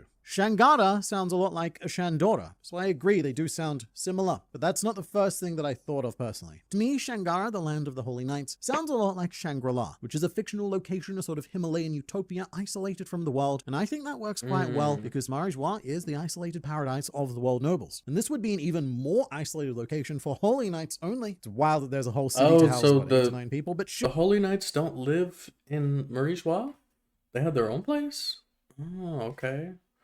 I wonder if that's gonna be a setting soon. Although visually, Shangara reminds me a lot of Mount Olympus, because the architecture here has shifted from that French Renaissance sort of vibe that the rest of the Holy Land seems to be based on to a very stark ancient Greek. And given that Mount Olympus was the dwelling of the gods, it works very, very well to use as inspiration for Shangara. But that difference in architecture also potentially flags that Shangara is significantly older than the rest of Marijois. It might even be a remnant of Lunarian society, or even part of what the Great Kingdom once was. As a point of maybe relevance, all of the ancient weapons that were conjured by the Great Kingdom are named after Greek gods: Pluton, Uranus, and Poseidon. And don't you dare come at me with any madness about Poseidon being a Roman god. I always get someone in the comments who says that, and that person is always actually thinking about Neptune. But to bring everything back around, different societies in One Piece borrow from different parts of the world and from mythology. Right now, Elbaf is obviously inspired by a mix of Norse mythology and oddly about half a century of modern wrestling. And so when it comes to adopting parts of Greek mythology, they mostly all lead back to the Great Kingdom. So there could be a fair bit more to the story of Shangara. And like I've speculated elsewhere, the Holy Knights themselves may have existed in the days of the Great Kingdom, just as a force actually designed to do good things. However, this institution could have been captured and corrupted by Emu. And having gone through all of that, I will also say that yes, Shangara, it does sound a lot like Shandora, and the roles of the Shandian tribe have now evolved into something akin to the Holy Knights, with Wiper and his closest wipesman having become part of God's guards in Skypiea. And I'd also note that Kalgara, back in the day, was known as the Demon of Shandora, possibly setting up a historical opposing force to the Holy Knights. Shangara produces holy gods and Shandora produces demons, but I don't know how much the similarity of the name Shangara and Shandora was intentional though. Is Ida a D? So wait, what are you suggesting here? Would that make her name Ida? Ida? Ida is a crazy name. Although I will say this doesn't come from completely nowhere. Ida, as absurd as it sounds, isn't a meme name, like how the narrator of the series is often referred to by fans as Tell D Story, or the guy who asks Roger about his treasure in the anime was named Ask D Question. But it has been speculated that Ida is either Down these related to stairs. Jaguar D Sol, or is at least from the same island that he was born on, as both of them are from South Blue. In Sol's case, we don't know the exact island he was born on yet, but for Ida, her home island was revealed to be Samawanai, which is probably derived from the phrase Samakuwanai, meaning not cold. And if Ida was from Sol's island, then I do think there's every chance that she might have had a little bit of D. Sol does flag that everyone in his family has that initial, implying that there are, or in the worst case scenario, were past tense, more giants out there carrying the will of D, and it helps solve the connective tissue of why Sol chose to go to Elbaf. Because he was not a fan of Elbaf when we first met him, not at all. Sol told Robin not to lump him in with the quote, savages of Elbaf, which is kind of weird because it was completely unprompted as well. Robin didn't ask if he was from Elbaf.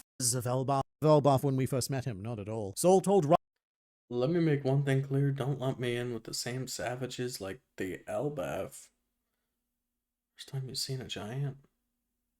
Robin not to lump him in with the quote, savages Damn. of Elbaf, which is kind of weird because it was completely unprompted as well. Robin didn't ask if he was from Elbaf. She just stood there. She was looking at him like, it's a giant. And then Sol was all like, oh, just to be clear, I ain't one of them. Meanwhile, Robin's still just standing there going, I don't even know who them is.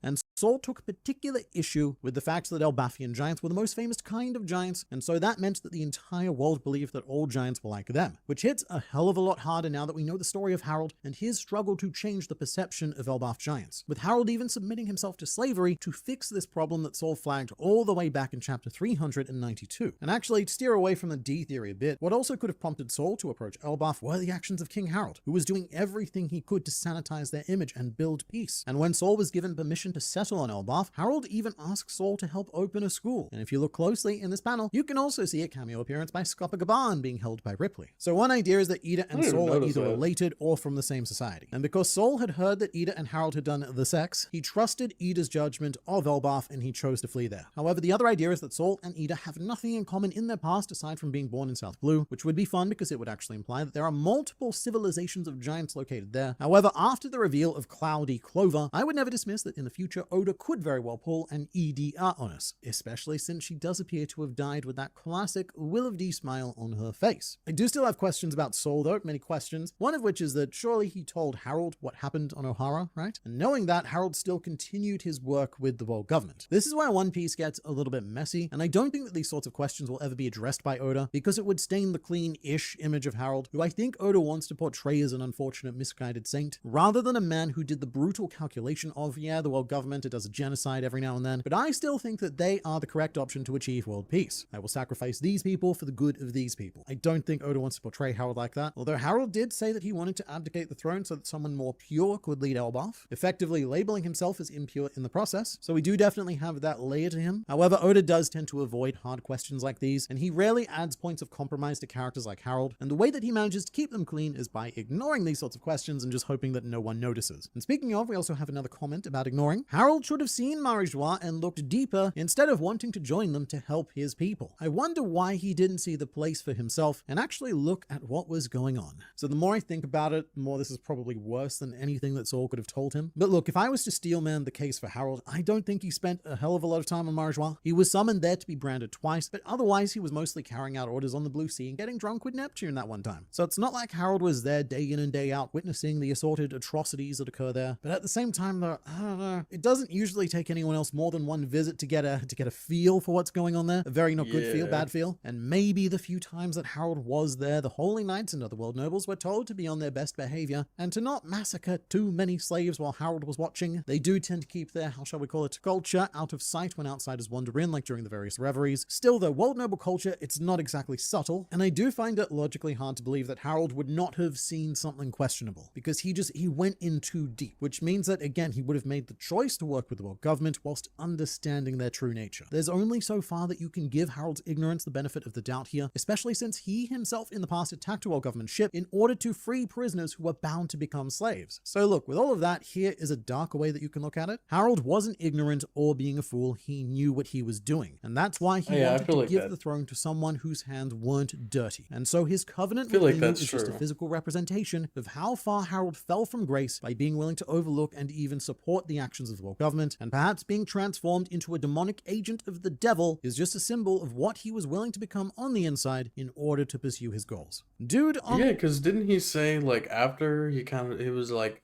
it was almost like it was bringing my like true desire, not true desires, but like hateful desires out um when he was cursed by the reversey thing. So I guess yeah, that I could believe that he would kind of turn a blind eye to all the misfortunes that they were doing and just be like, well, I'm doing this for my people, I won't be a good guy and my legacy, but I'm doing this for the good of Elbaf.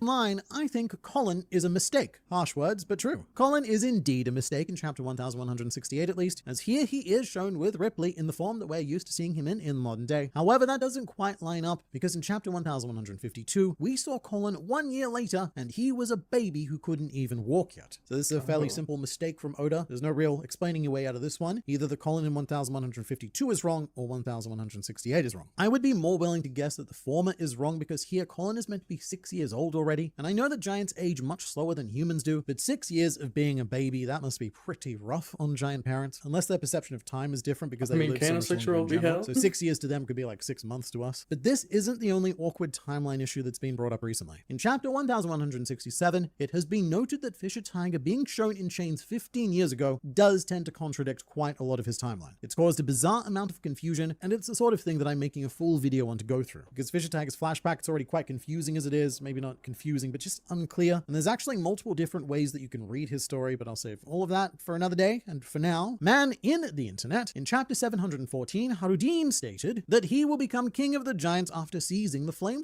fruit. Does this fruit have some sacred meaning for Elbaf, or did he just think that he was not strong enough without devil fruit powers in general? So it's both, and it's neither. And firstly, this is one of the great benefits about rereading One Piece. You pick up so many of these important things that seemed kind of meaningless at the time. And here, during the Corridor I Coliseum agree. portion of Dressrosa, Harudin does yell that he will become the king of the giants once he has seized the flame fruit. And in terms of strength, raw physical power strength, Harudin may have been thinking along those lines, remembering that Harudin is not completely a socially acceptable heir to the Elbaf throne, as he is the child of Harold and Ida. So Harudin has to do a lot more to prove himself to Elbaf than Or maybe he saw that Loki had a devil fruit and he was like, you know what? I need to do better. I need to get myself a devil fruit so I can be as strong as Loki and be able to, beat Loki and, be king of or king of the giants. any other standard heir, including Loki, would have to. And so it's reasonable that Harudin's thought process at the time was that he had to become just as powerful as his father Harold. Harold was unmatched in strength, no giant stood a chance against him, and so if Harudin had that kind of physical power, then he could at least use that to inherit the throne. However, one of the main themes of Harold's story is that his strength was more of a weakness than anything, and exercising his overwhelming physical power just generated more fear among humans, which I will say is exactly what Harudin was intentionally doing in the Corridor Coliseum. He was stomping around, showing off, claiming to be superior to all of these humans he was fighting, and then Luffy one-shot him, and that combined with being rescued by God Usopp when Harudin got turned into a toy, that completely changed his outlook on the world, because he was faced with the reality of his pursuit of raw power being less likely to yield results than one moment of pure bravery from the physically weakest human on the island. So what happened there was Usopp accomplishing more with the spirit of Elbaf than Harudin ever could with the strength of Elbaf, which is very Harold Ida coded now in retrospect. And I do think that Harudin may also have been pursuing strength due to the perceived threat of Loki. In Harudin's mind, Loki was this unstoppable beast who threatened to end the world at any given point should he be released. And in that case, Harudin would need the power to stop him. Fair enough, but also targeting the Mera Mera no Mi probably isn't an accident either, because the other way that Harudin could become a somewhat convincing leader is if he became a clear vision of the sun god. So fighting for the fruit that could turn him into a literal sun is probably the only decent response he ever could have conjured to Loki eating the legendary devil fruit of the island. And even though Hariden did fail in both of his tasks, what he gained was faith in Luffy. And if Hariden does suspect that Luffy is the sun god that Elbaf has been waiting for, then that would comfort him knowing that Loki is not. And after all of that, Hariden's no longer out to match that perception of being a deity. He's still 100% committed to becoming king of the giants and uniting giants around the world, but he is trusting in his own personal ability to do so.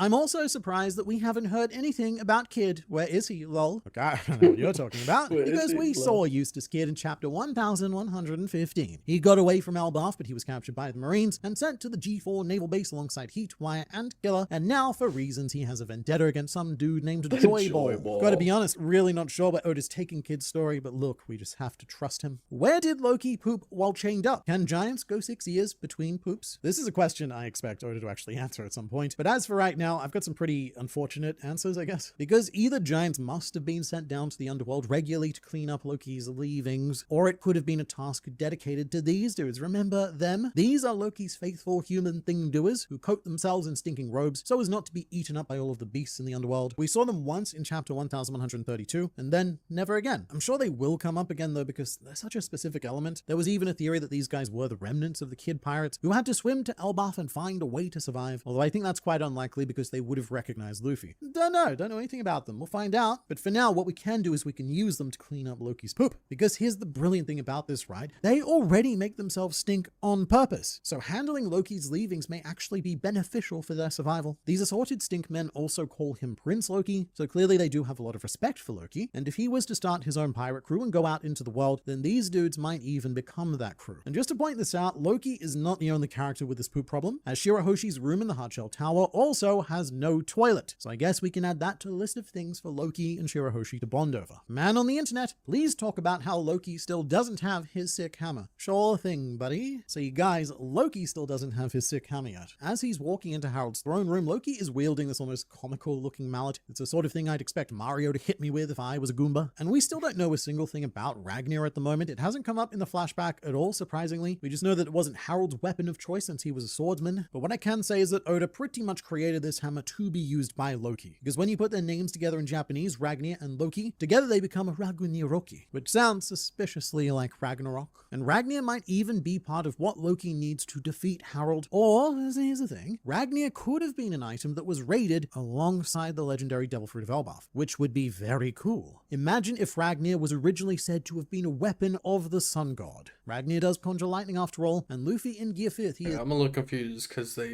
maybe this is before? But, I mean, I think they showed in the manga that Loki did get Ragnar.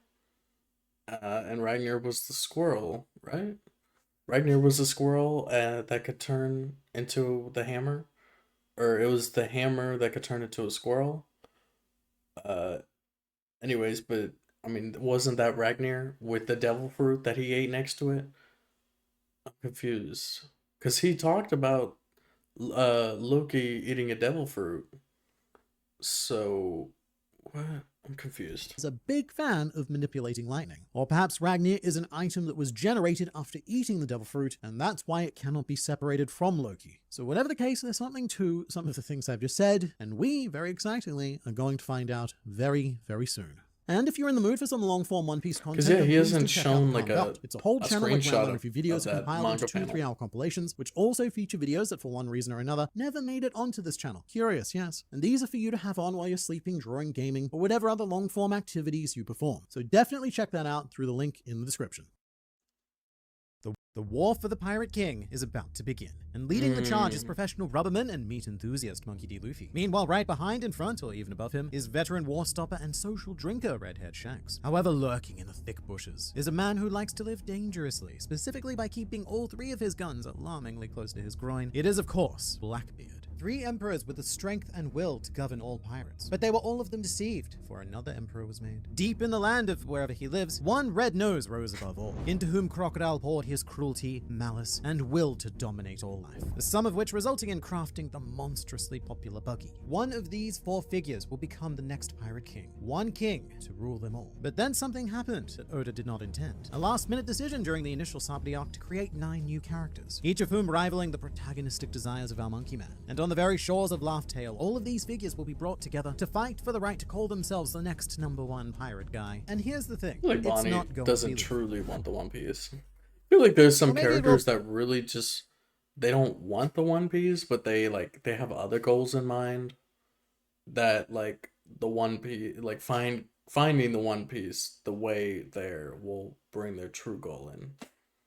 That was probably a bit overly dramatic of me. It is a given that Luffy Like I will feel like she eventually wanted become a to, Pirate King, find but her that doesn't dad, necessarily mean find that he is going to Kuma, become the and next Pirate King. Ever since the be 19th of there with July, him. 1997, chapter 1, page 46, it has been Luffy's undisputed dream to become the Pirate King. That's been the main driving force of the series, the reason why we've spent the last 25 years gathering this menagerie of skeletons, fish, and moss heads, because each of them are integral to achieving Luffy's dream in some way, shape, or form. However, at the 1060 chapter mark, it was finally confirmed that Luffy is something of a dream polygamist, and that he has been hiding a secret dream, one in which becoming the Pirate King is only the first step towards achieving. So someone else achieving the title before Luffy doesn't necessarily take anything away from him. If anything, it would give Luffy a much clearer goal, a simple, singular entity to punch fight his way to glory. So think of it this way. We could have a situation similar to that of Hamlet and Claudius, or their better known version, Simba and Scar. Simba was born to be king, however Scar, he was a bit of a prick. He then committed caticide against Mufasa, and commandeered the role of king until Simba was ready to take it back. It's a very common story, ever so common. In fact, you let me know in the comments if your uncle has ever usurped your father's throne. Back to fictional alliance, picture Simba fighting Scar on Pride Rock, except instead of big kitties, it's a monkey repeatedly punching a hippo. Because I actually think that the next most likely Pirate King is Blackbeard, who is canonically depicted as a hippo through this phenomenal One Piece figure line. Now, statistically When speaking, he said hippo, the first thing that came to mind was that hippo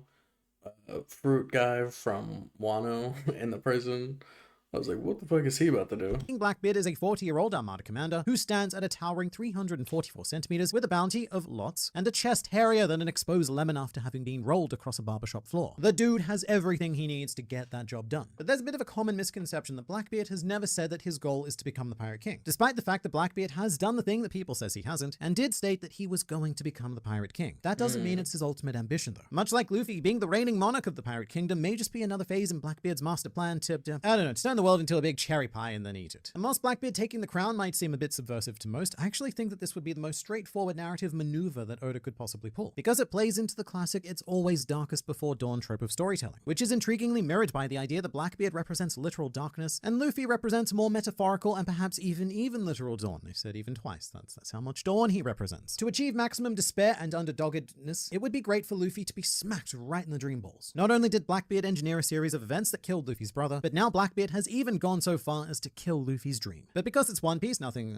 actually dies. The dream is resurrected and our hippo friend is going to take a whopping L from this raging D. It's your very classic hero's journey stuff. Luffy is going to be tested like never before, and having to reconcile with his dream being in the troublesome hands of someone else is that make or break moment when Luffy rises from the ashes. That is of course assuming that Luffy and Blackbeard are the only two contenders in this war, which would be a very poor assumption to make. Our third potential Scallywag Supreme, and right now probably the frontrunner in the eyes of the world, is Shanks. Granted, currently he is the only emperor who has never said, "I will be the Pirate King, dude," but he has well and truly declared his intent to compete in the race for the One Piece. In fact, I'd go so far as to say that the race is even slightly to horrendously rigged in his favor. Shanks started at the finish line. He almost certainly already knows where Laugh Tale is. He didn't need to worry about finding all sorts of obscure cubes, saving samurai, or visiting Grandma's cake house, which honestly good for him because that would have been the most awkward version of Little Red Riding Hood. Shanks would have gotten to the house and discovered that instead of the wolf-eating grandma, Yeah, but technically he's already been all there when he was on Gold Roger's ship.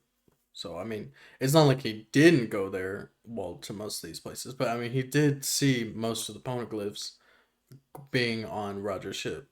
had a bit of a hunger tantrum and ate a wolf. Doesn't matter. Shanks got to skip that arc in his life, and the only reason why he isn't currently the Pirate King is because it's not time yet. Whatever the One Piece is, it's in need of a bit of a temporal safe space because it's very time sensitive. As such, after Kaido's defeat on Wano, Shanks checked the clock and he said, "Goodness me, look at the time," and promptly set sail to do the thing after a quick stop home to deal with a rather frustrating rooster. One of the things I love about Shanks actively competing for the One Piece is that if he was to become the next Pirate King, then it's very in keeping with the general themes of One Piece, because then the line of succession would be first Roger, then Red Roger, and finally Monkey Roger. Shanks does have quite a bit of baggage to deal with though. In fact, he has a unique relationship with each and every one of his fellow emperors. But here is a crazy fact about Shanks that you probably didn't know. He's only appeared on 5 volume covers in the entire history of One Piece, which happens to be the exact same amount of volume covers that Blackbeard has appeared on. And they also just so happen to be the exact same volumes. Those being volume 25, 45, 59, 95, and 96. Shanks and Blackbeard are like a One Piece power couple. The not necessarily sexual tension is palpable. Blackbeard is always on Shanks' mind, as well as always on his face due to the whole Scar situation, but this is So is he saying that Shanks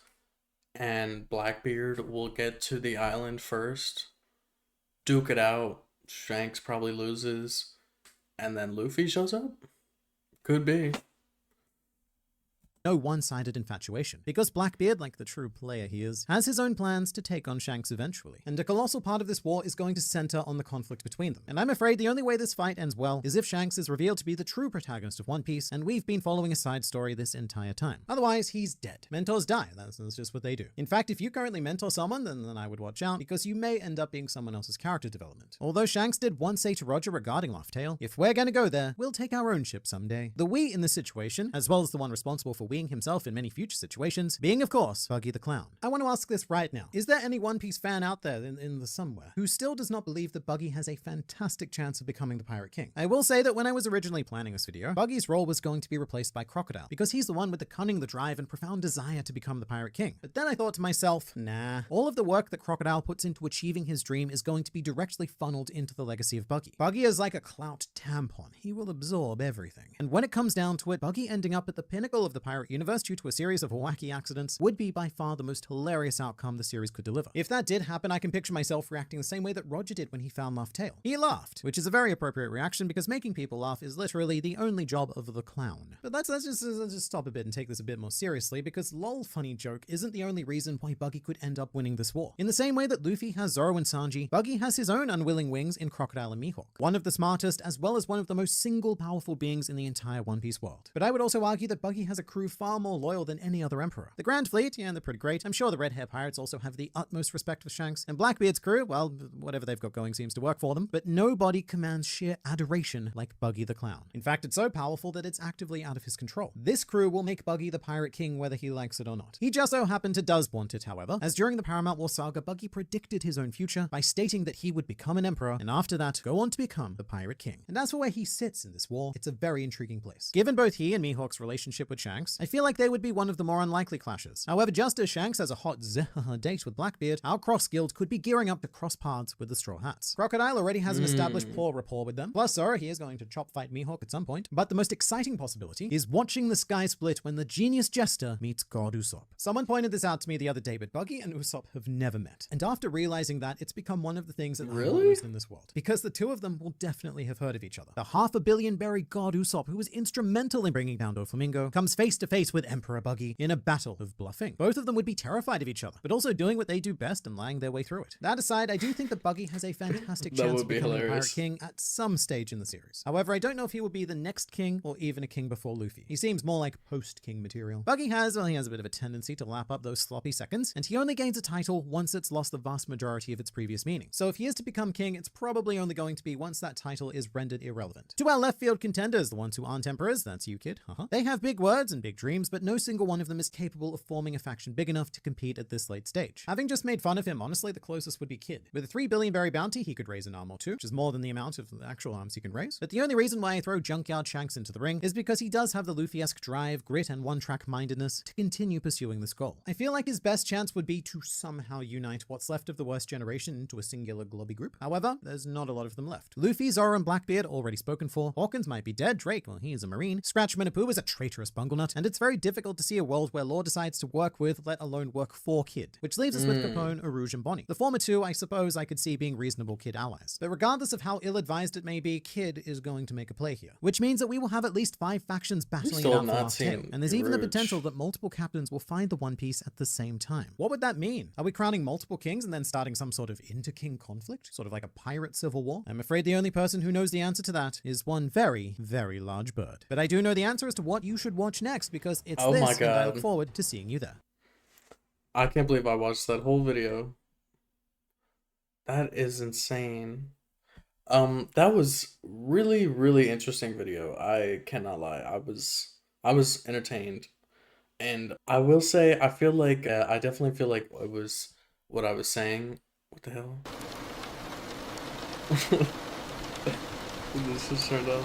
I believe that Shanks will appear at Laugh Tale first, then Blackbeard, then they will duke it out. Probably Shanks will lose in a very like a sleazy low way by Blackbeard, and then Luffy probably shows up after that and probably wants revenge on Blackbeard for killing Shanks, because Luffy has been the biggest dick rider of Shanks this entire time, so I highly doubt he would just take it on the chin. Um, but yeah, but I feel like Luffy would witness his death. I think that would be more impactful if Luffy actually witnessed Shanks dying. Let me know you guys' thoughts, and I'll see y'all in the next one. Peace.